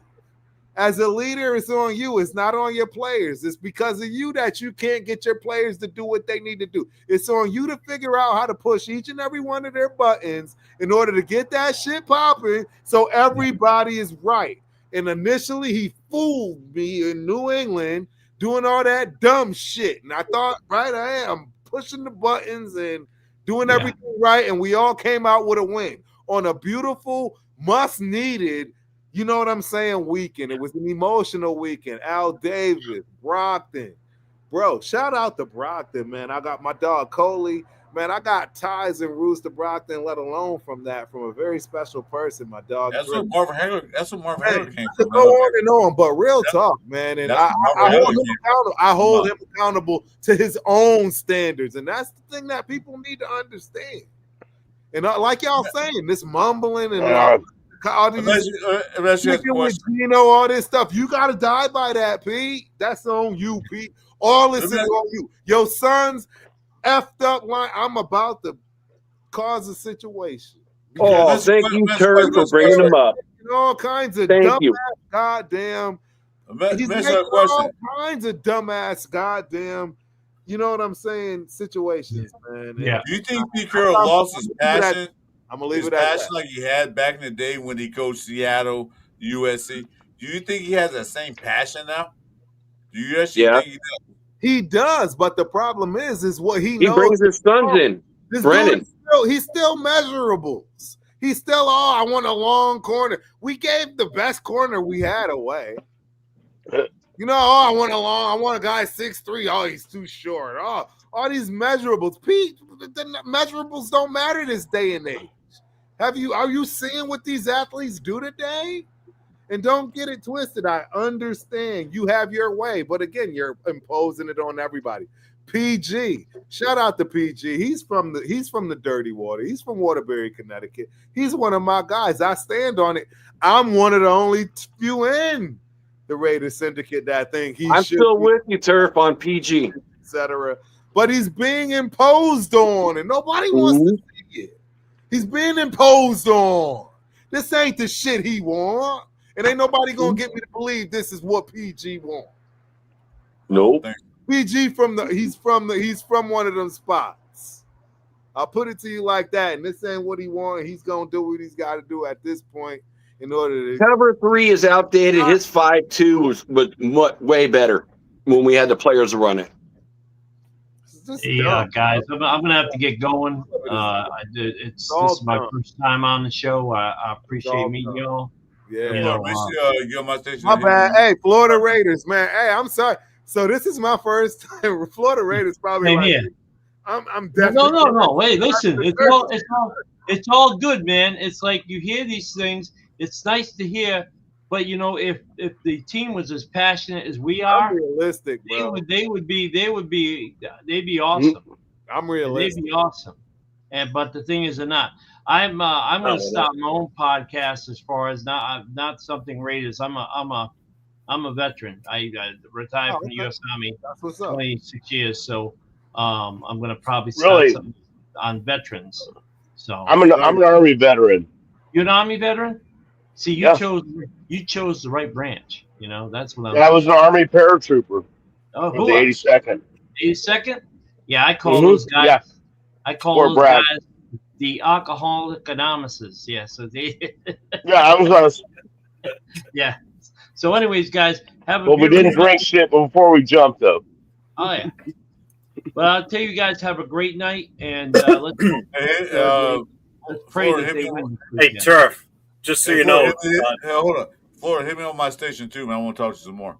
Hit me on my channel and my Instagram. I'll talk to you some more. Turf, he's Neil's from Rhode Island, so he's a New Englander, too. Oh, okay. That's what's up. Oh, yeah. I was born and raised in Rhode Island. Neil and I have known each other for a long time. Yeah, I'm born and raised in Hartford, Connecticut, a.k.a. Windsor, to be exact. Who's producing the best, some of the best talent in the NFL that y'all have seen. I thought that hat, like that green hat their Ultimate Raider, I thought that was like for Bob Marley and the Wailers. I wasn't sure. I was trying to figure that out. Yeah. I want to clarify. I want to clarify one thing. Florida's mentioned that they called us the Alcoholics Anonymous because we're the AAs.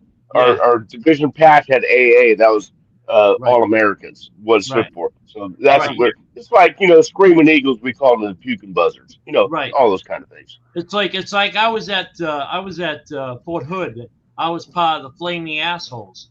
That's the 13 the Flaming Assholes. They were the 13 cars count because that's what the patch looked like, a flaming asshole. So, anyways, you guys have a good night. God bless y'all, and take care. Okay. Good night, man. Good, brother. Salute to you. Welcome in, G. Hey, what's up, G fam? And go Toronto. Hey, y'all don't get money chucking here. I'm probably gonna go play some poker tonight, bro. I bet you I won't. I bet you I won't be playing in all them house games that Money Chuck be talking about.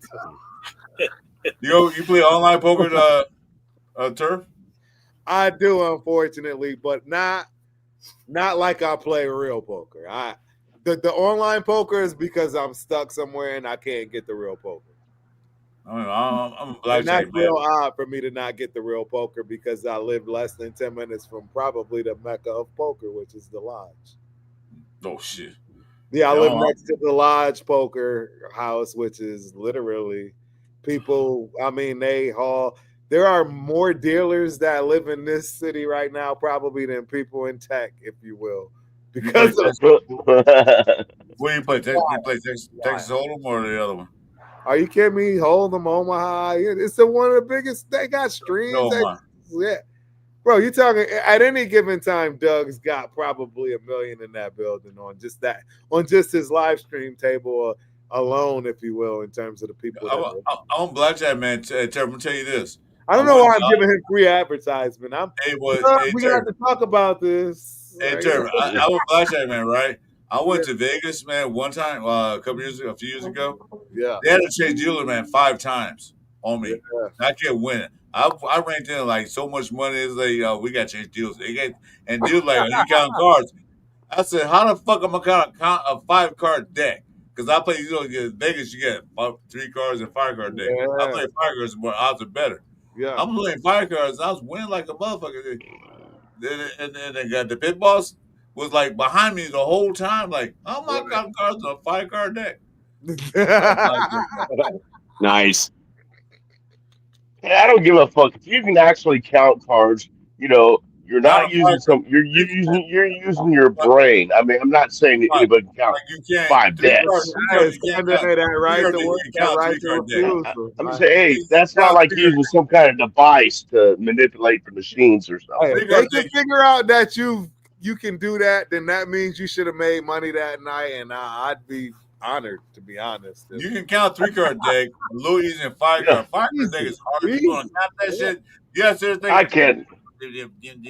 can't count one deck. You can. I like playing blackjack. I like playing blackjack, but like this. Like, wait a minute. Wait, today's coming yet? Wait a minute. Hold up. Wait. I gotta do how to do it, bro. Man, hey, there's instructions for everything. That's the beautiful thing about being in this day and age. There's truly, literally instructions for everything. It's how I learned how to solve a Rubik's Cube. It's by the internet. The instructions is, No, you can do a Rubik's Cube. I couldn't do that. Oh yeah. I did. I took the stickers. I still have it. I have it so that I can search. I search the document, and it's the algorithm. That's why I say it's just the algorithm. It's just no. The best way to do it is nobody watching you. Take the stickers off and put them in order. Hey, by any means necessary, man. By any means necessary. So let me ask you a question, Turn. So all this bullshit about Lockett coming to the Raiders. I know this is a Raider channel. This touch the Raiders. What is going to happen? That Lockett now a part of the Raiders. And the part 2 of that question is, should they have signed that son bitch earlier in the season when he was a free agent? Well, of course they should have signed him because we have no number 1 wide receiver. I mean, and I'm not saying he's a number 1 wide receiver. And in fact, I think he's a better number 2 wide receiver than Kobe Myers. Kobe Myers. I was going to say Jacorian Bennett. Jacoby Myers. And that's no slight. See, and that's the thing. People, bro, eventually I'll get my flowers on Jacoby Myers' take because I'm not dogging the guy. I'm not saying he's not valuable. I'm not saying he's not an asset to a locker room, a good piece. He's just not an elite number 2. His numbers has never been close. And again, we've already talked about, if you want to complain and talk about the quarterback that's been passing to him for all these years, because look at the ones that have the quarterbacks that nobody can talk about that still find ways. I've already given that argument. All right. You know what I mean? And even real talk, even Elijah Lockett, exactly. I don't even look at Lockett, especially when he was in his thing, yes. But now Lockett is humble. Like, where is he at? You already seen the film on him in practice, and that I'll tell you right now, ain't nobody about to do nothing looking like that unless it's warm-ups. And if somebody allowed that to get out, for whatever, none of it makes sense. None of what we do makes sense. It's called dysfunction, ladies. Yeah, because it's called. This is if you want to be comfortable in the passing game with the receivers, you should have brought his ass in early in the season so he can be comfortable with the situation we have on our line. Okay, you got outlet. Brock Bowers was gimpy in the first game. So, okay, we got out receivers that I'm coming with. I'm not coming with Jacoby Myers. I'm not coming with Tucker. I'm not coming with Thornton. I'm not coming with those guys yet. I don't know how they move. Okay, bring them in now so he can be comfortable. That way, probably less interceptions, a little more ball movement. Okay? We got a running back that can run, like Jeff said. He's supposed to be the all-time I can break a tackle. Great. Offensive line sucks. So, bring him in now. Let Geno Smith get comfortable in the system, and And at least a receiver, he becomes a wit. Oh yeah, bring him now halfway through the season. Good Hey job. Jeff. Hey Jeff. A couple chats ago, somebody put in something. Fort Benning, South Carolina, which is two right different there. places. What are you saying? Because No, he says shout you. out. S-O, shout out. Like shout out to Fort Benning. Oh, Fort Benning. Yeah, that's where I went to jump school at. Yeah, Georgia. You're good. That's why you're on a cane. You keep jumping out of planes. You jump out of a perfectly running good plane. What do you got? Why is my eyes fucked up too? Hey, I still got one more surgery to go after this one. I got one down, two to go. Hey, Turf, man, thanks for coming. Turf, these two guys stop. Turf and Jeff. There's another guy named True. These guys got me YouTube. I want to thank these two guys for giving me this because I enjoy talking to the Raider fans. Bro, I'm so glad you're doing your thing, bro. I know I've been absent, but I promise you, I've been looking, stalking, and again, like I say, telling people to go to your channel, Chris. I'm glad you're doing this. Real talk. I can't. I'm glad you're here, man. And the most fun I have doing this is that other guy that's between you and Jack. That guy right there. I love this guy right there. That's my twin brother, man. That's your dude. Yeah, for sure. He loves me. He loves me. That's my 2K, brother. Hey, I would say I love this guy right next to me. I've been rolling with me for a minute too, dog. Been around and again, that's the thing, bro. Hey, it's been so long, man. And honestly, man, I can't thank and appreciate you enough, man. Seriously, Sack. I need to give you your flowers right now, because you are the first wrench. If anybody, I don't even know if anybody else has a wrench for anything. He's OG.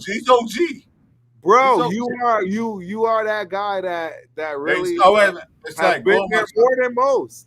Zach, go on my channel right quick.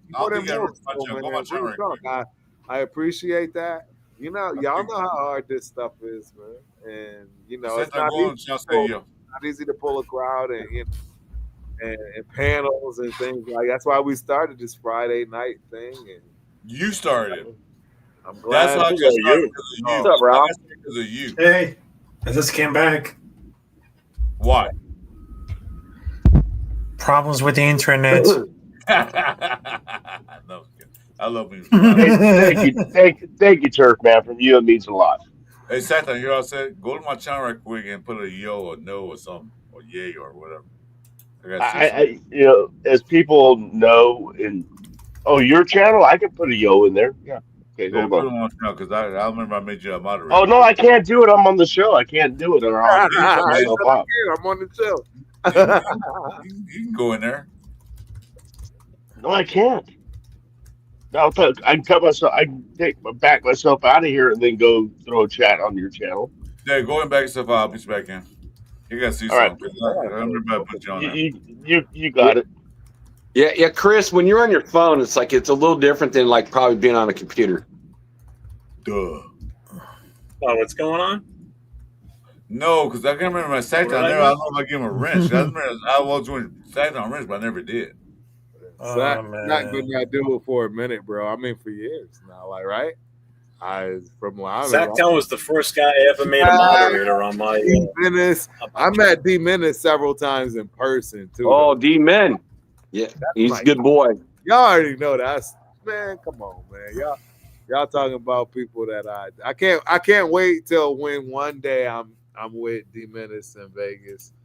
And it's after all of the shit, and we can actually kick it somewhere. You know what I'm saying? Like, yeah, he deserves a lot. He supports all of us, bro. He does.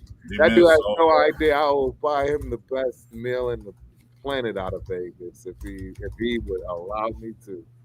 Y'all hold me to it. Exactly. Let everybody know D Menace, he deserves the best steak in the house out of Vegas, man. Where's that? I think I met D Menace like 6 or 7 years ago. Thanks for moderator. Okay, you're good. You're good, Sack. It's fucking nasty outside, man. The fucking wind is whipping like a motherfucker out there right now. Hey, there's Sacktown, my 916 boy right there in the chat. He was next to you 2 minutes ago, Jack. Did you? I know that. Make sure you. I always got to give him some props. You know I love him. You know I love him, Jeff. Hey, what's up, Moval? Oh, he's in Vegas going to the game this weekend. Yeah, I can't do Hey, that. Turf, you coming to the Philly game? Fly out here for that?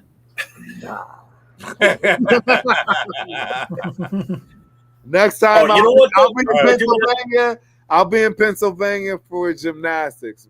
Minnesota plays Penn State. Obviously, y'all know my daughter. Yeah, I'll be there for that. Oh, yeah. I want to say that's I forget it. It's in the mid-season though, but I'll be there for that. That's about it. So I got to ask you this, Turf, and Yeah. anyone else here that's in the chat or on the show. And you guys going to the draft next year? Where is it at? Pennsylvania. Pittsburgh. It is. Pittsburgh, Pennsylvania. I'll probably. It depends on where we are. If we're high up in the draft, yes, I'll go. If I know it's somebody I want us to get, and it's likely, yes, I'll Turf, the way the season's going, we gonna be high up in the draft. I agree. I agree. Right. You're but right, the Chris. problem is, y'all seen my disappointments. Bro, I done been to the last 3. Right now, we're number 8. But We're in the top 10. What's up, Nugget Overdose? Hey, Nugget Overdose said Raiders win 18-17 over Jags. 6 field goals. Who would think kicking that? That wouldn't shock me.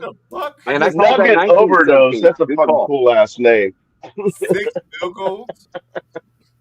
Well, we do have the number one kicker in the league. We and did. Number one punter. So We did. you know what? Ask the question. They started. So we got the number one punter. Who's the best player on our team? It's our punter. Why the fuck our punter's the best player on our team? I gotta grab a drink, guys. I'll be right back.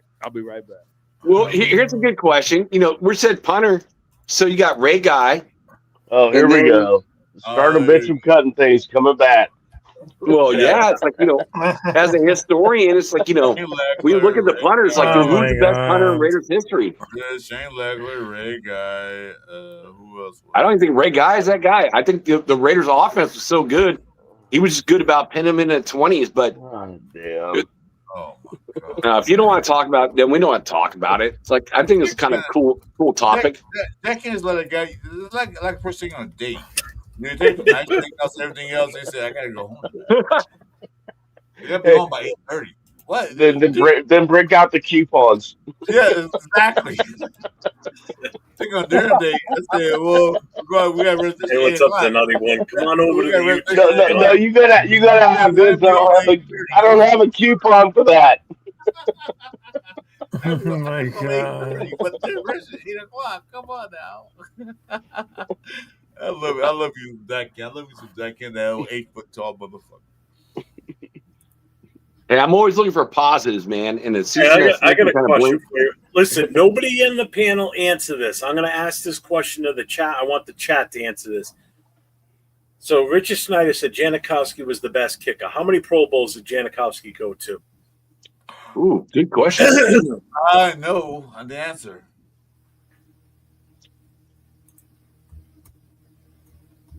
Without looking it up.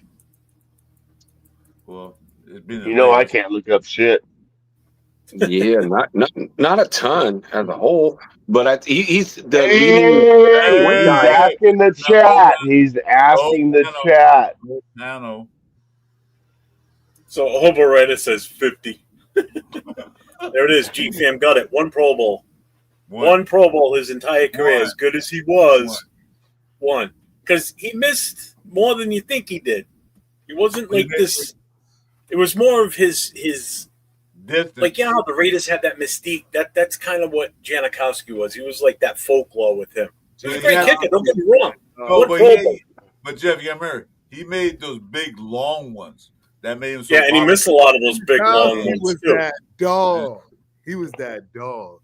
But he was drunk half the time anyway. So hey, that's the thing, and that's how you know a dog when it's a dog. It don't matter, because he was on his game even when he wasn't. I will give him this. Hey, so we're out of the mid-70s.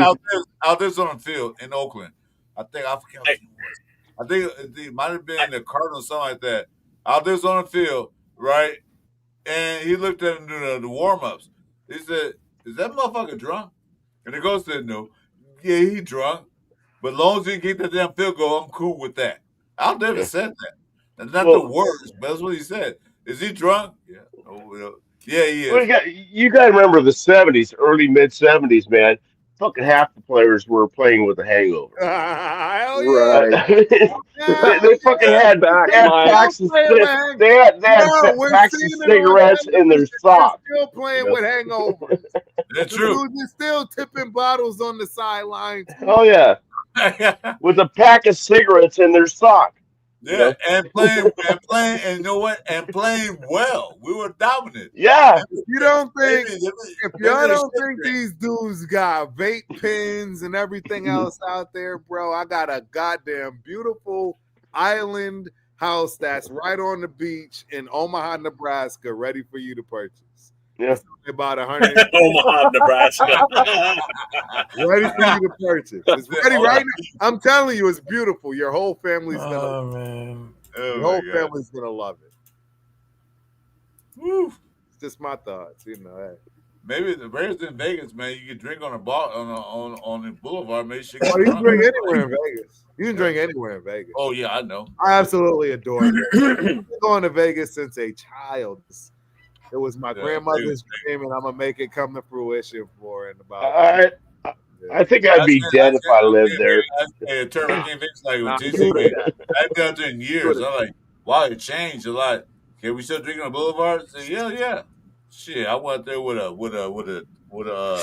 whiskey, walking around like, look, I see why other teams like from Minnesota or anywhere else on the country states you can't drink at will come out here and root for their team to play in Vegas because it's a vacation spot. Yeah. There's something cool about being able to walk just down the street. I mean, even if you don't really care. I mean, that you can just you have that freedom. Just I can walk down the street. I don't have to put it in a brown paper bag and hope they don't figure out what it is. No, we don't do that no more. It's just kind of cool, The coolest thing, in my honest, true opinion, and the people you may call it what you want, but it's actually what's not the Strip. It's literally actually the local side of being in Vegas because there's so much to do and more to Vegas than just the Strip, but that's all everybody understands. Well, there's Fremont Street though too. Again, you could take both of those away, and it's still an attractive place. That's the easiest way for me to put it for people to understand what I'm trying to say. You could take the Strip away, Fremont, and it's still an attractive place. I won't cut you short. Vegas has the best hospitality I've ever been to in my life. Now I went to the Tennessee game. I had a stroke. Everybody know I had a stroke. My right side is not well functioned. My buddy picked me up, went to the game. I got there. I went to a line, and the line was like for handicapped people. They just gave me so much fucking treatment that it's unbelievable. Now I'm not saying go to a handicap and I'll fake that shit, but if you were like disabled or anything like that, they will give you a ransom. Now the shop. You've been right? The shop, the big shop down there. There's a door that everybody had to go through. The line was long. Just getting us in the shop to buy stuff. I went there, the side door, and the guy that's watch side door to everybody knows you gotta go over there. You gotta go over there. Get the door open. He looked at me and said, "You, come on, you, come on." That's how they treat people in Vegas. They treat people nice. As long as you're respectful when you get there, they're gonna treat you well. And that's what we have in Vegas. The only thing we have in Vegas is a winning fucking team. Football team. We got winning teams. We just not football. Besides the nice Aces. Yeah, the Aces with it. On the Aces on the Aces. Richard said I'm from the burbs of Chicago and it's criminal mentality crazy. I can't imagine. Bro, Vegas is people. I know a lot lot Vegas. I've literally been going to Vegas my whole life. I've lived it. I own property. I love Vegas. It's different. It's different. I love Vegas, man, but I would be living under a bridge in like a week. The local side is not what you think, ladies and gentlemen. I'm telling you, you will never go to the Strip. there will be years that go by and you'll say the Mandalay Bay haven't been there, and you'll be a Raider fan and you'll never go to the Mandalay Bay. There's just things that as a local, particularly people that are born and raised and grew up, you just have no idea. Yeah, it's not so enticing to somebody that grew up with it. It's not like this out of reach kind of thing, we're a vacation. One nugget. I'm gonna give you all one nugget, and they deserve it. And it's Nora's. What? Nora's Italian restaurant, bro, on Flamingo. Nora's. It's literally one of the most hidden gem secrets of all of Las Vegas. It's not on the strip. You're not gonna see any advertising. You know what? So you're right. Those restaurants off strip are the best. That's one of I have so many, y'all have no idea. There's already plenty of other lists, but there's a difference between everybody else's list and Turf's list. Hey, I will pat myself on the back in terms of Google and so forth because I'm a foodie. And I'm one of them dudes that's in like the top 5% of rating restaurants. And I'm telling y'all right now, dude, I got some doozies. Hey, well, I tell you what, whenever I go to the next time I get a chance to go to Vegas, I'm definitely hitting you up and find out. I'm telling you right now. I love Italian food. I love good Italian food. Coach Angelo has added to that list like no other. And y'all know there's a restaurant. There's a restaurant, a Mexican restaurant. Just where the biggest shop, the tourist shop right there on the corner, that big one. It's like 2 blocks from that, and maybe 2 blocks to the right. It's a Mexican restaurant out there. They have the best. You want to talk about authentic Mexican food, Hispanic food? Yeah. Best ever. It's like you want to never know. Oh my God! It's Vegas, bro. Vegas has the best ever, and that's the thing about it.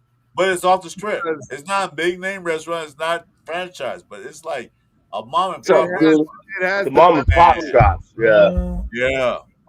Look, I've lived in San Diego. I've lived in, you know what I'm saying, basically close to New York. I worked in New York City, Midtown Manhattan for 2 years. That's what got me here. What you looking at in Texas?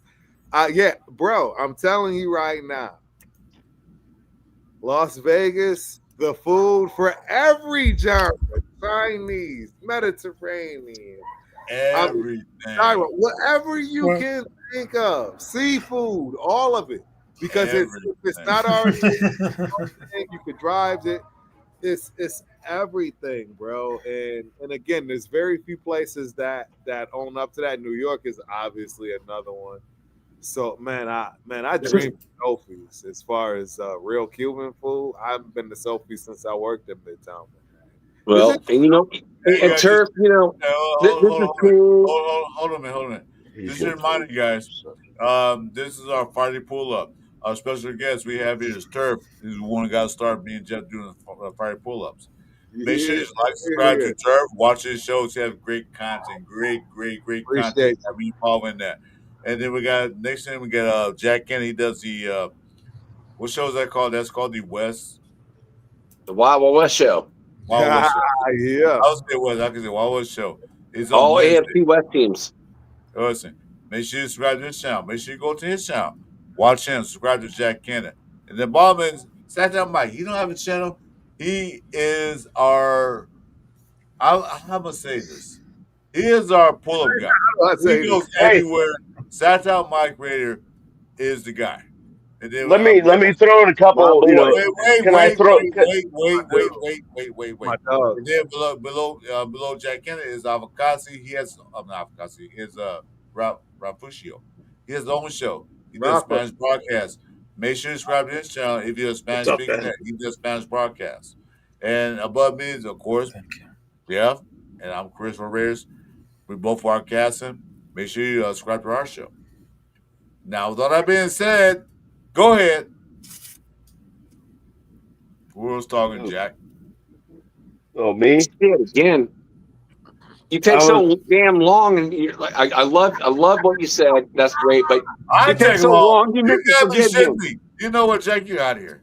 I Oh take my long. God. Oh my God. I take long. You take 5 minutes to pick a draft pick. We still waiting for a draft pick from last year. Well, I will say draft pick from last year was pretty cool, and he's doing good. And Jeff will agree with this. Is in Mason Graham. He's looking pretty good on the Browns. I do wish he was on the Raiders in a lot of ways. So, but with that being said, going back to the Raiders. Yeah, this year. Do we have to Yeah. talk about the Raiders?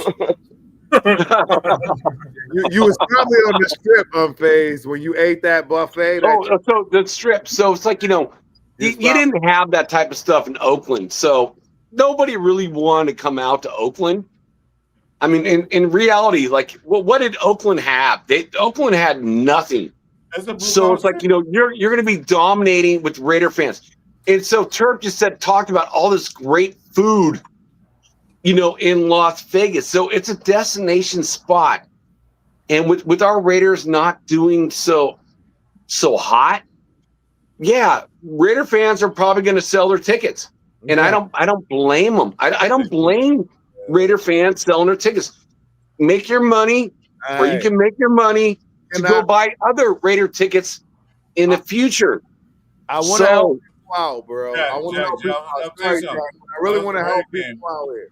If y'all going to games in Las Vegas now moving forward, seriously, buy your tickets like the day of the game. I promise you. And if you've already been and you're really looking, or you know what I'm saying, seriously. So I'm gonna give you all a story. This is real quick.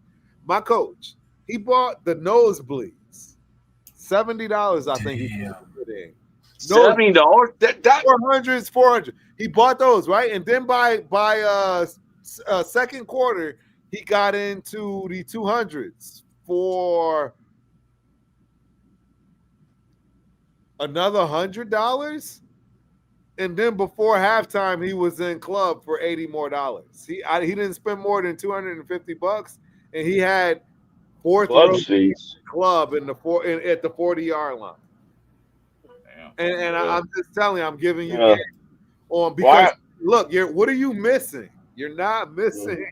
But hey, Turf. Well, I went to the game in Tennessee. My buddy took me out there. His brother-in-law has season tickets, so he went. He was at the wrong seats. We runs because row over. The guy sat next to owns 4 seats at the top row. They're nosebleed. Right. And he talked to us. He said he buys 4 seats on the top row every season. He's season ticket holder. He buys 4 tickets every time. You know what he does? He put those 2 seats on Ticketmaster every game. Yep. And he told me, like, yeah, you guys go Raider games all the time? No, it's my first time being here. He said, well, if you need to come Raider games, let me know. Guy's number. So now I got connections. And that's what they do. They buy up seats. Yeah. It's why it's why I sit at the 50-yard line right at the stairs of VIP when I go because of the hookup that I have. Shout out to Nina. She was one of the several that was part of the Raider fan thing that they've been, voting for and so forth. Yeah, her and her husband, Mike. I love them to death, man. Shout out Nina and Mike. They sit literally in the first row of section 135. 134 is VIP, 135 is their section. They got the 2 seats in the front, and there's one next to them, and that's the one that I usually get on a regular basis. It's literally the front row. No. So it's like on the home team side too, around the 50-yard line. That's what you're saying? Yes, and I know the stadium like the back of my hand. I'm telling you right now, there's not many other people that's going to be it, other than the people that work there. And then the people that work there, guess what? That's the funny thing because they'll vouch for me. Because that's the reality of this stadium. The people that have been working there from 2021 when they've started to open it for the public are the same people that have been working there today. I know each and every last one of them. I mean, bro, I put in my time, bro. I did my service. That's why I can talk the shit I can talk about this team. I paid money for it. Like real talk paid money for it. Y'all see my background. Y'all see the all of the paraphernalia purchase and and what do they call it? All the fans. Dude, I got it all, man. Yeah, I like that. I got boxes of it from every year, from every home game, from 2021 to 2025. Every game, I have a box of every program, every scorecard, everything. It's tucked away. Don't. And that's why. You will never. Hey, y'all could talk all that shit y'all want. You will never try to disrespect me talking about pull my card. I wish you would. I wish you would.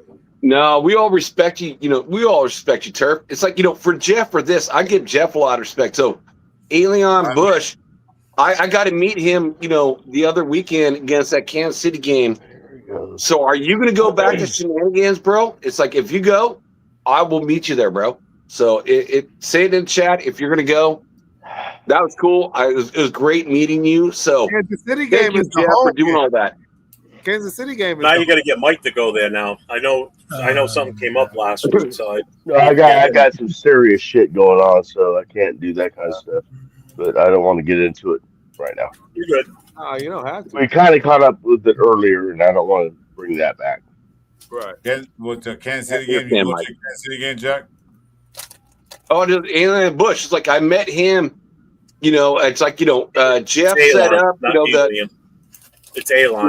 You know, brought it in his chat. It's like, you know, the Sacramento chapter, the Reno, Nevada chapter, and the Central Valley chapter were going out to shenanigans in Sacramento to, like, you know, a three-way, like, you know, all chapters of the Raider Nation. So I went out there, you know, and it was great to meet like certain fans. It's like, you know, Alien Bush was out there and I met him.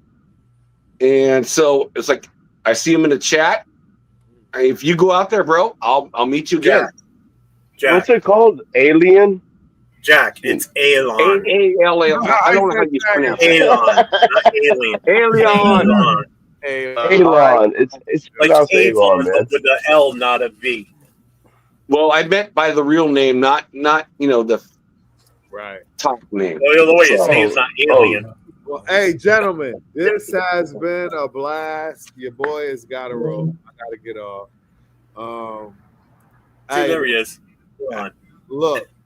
Honestly, Jeff, Chris, right, Rafa, hey, Jack, all you guys, man. Sad. Really, bro. It's all my dudes from day one. Y'all are all the dudes from day one. I don't care how this shit goes down for y'all, right? For your channels, how anything goes from that respect. Just know that I got love for y'all. Like, you know what I mean? Don't ever let any of this bullshit get in any out of order. Don't ever be like, well, Turf don't come around. None of that type of wild shit. Because these YouTube streets are messy. They're messy. Yeah. And I just want to make sure, right? Because I'm on camera. Hey, you can't take this away. Hey, bro, and I'll tell you right now, I've hated every one of y'all's take, and I've loved every one of y'all's take in one day, way, shape, or form. Right? Jack Henry, I probably hated you more than all of them, and I'm telling you right now, I may respect you more than all of them. Real talk, dude. That's, you know what I'll never forget seeing Jack with the cigarette the first time on the live, and I'm like, who is this goddamn Jack? Bro, you are my dog, bro. You are my dude. Real talk. Look, I respect you. And that's why I say all the foolishness and stuff. Everybody knows I don't even entertain it. So, well, Turf, I owe you for all of this that I've gotten into, because the other first show that I ever went on live was a Friday night show. Yeah, and if I stand corrected, it was on that show. It was you, Chris was on, and so was Larry. Okay, yeah. That was over a year ago. Mexico, Larry, right? Larry, bro, I miss Larry, bro. Yeah, I hold on to you because you said we're live, and I said you need a cam, you need a mic. I scrambled for 20 minutes, 30 minutes trying to find me one. I got one. Yeah. What for you? And to put a lie and just to talk to hear. That's how I met Jeff through your live. It wasn't for you, I would never met Jeff. It was you that brought me into the mix. Now, I Yeah, appreciate and that's that. what I praise Turf, and I blame him for that too. Exactly, it's your fault, Turf. So, Hey, well, that's it. Hey, this is what it's all about, fellas.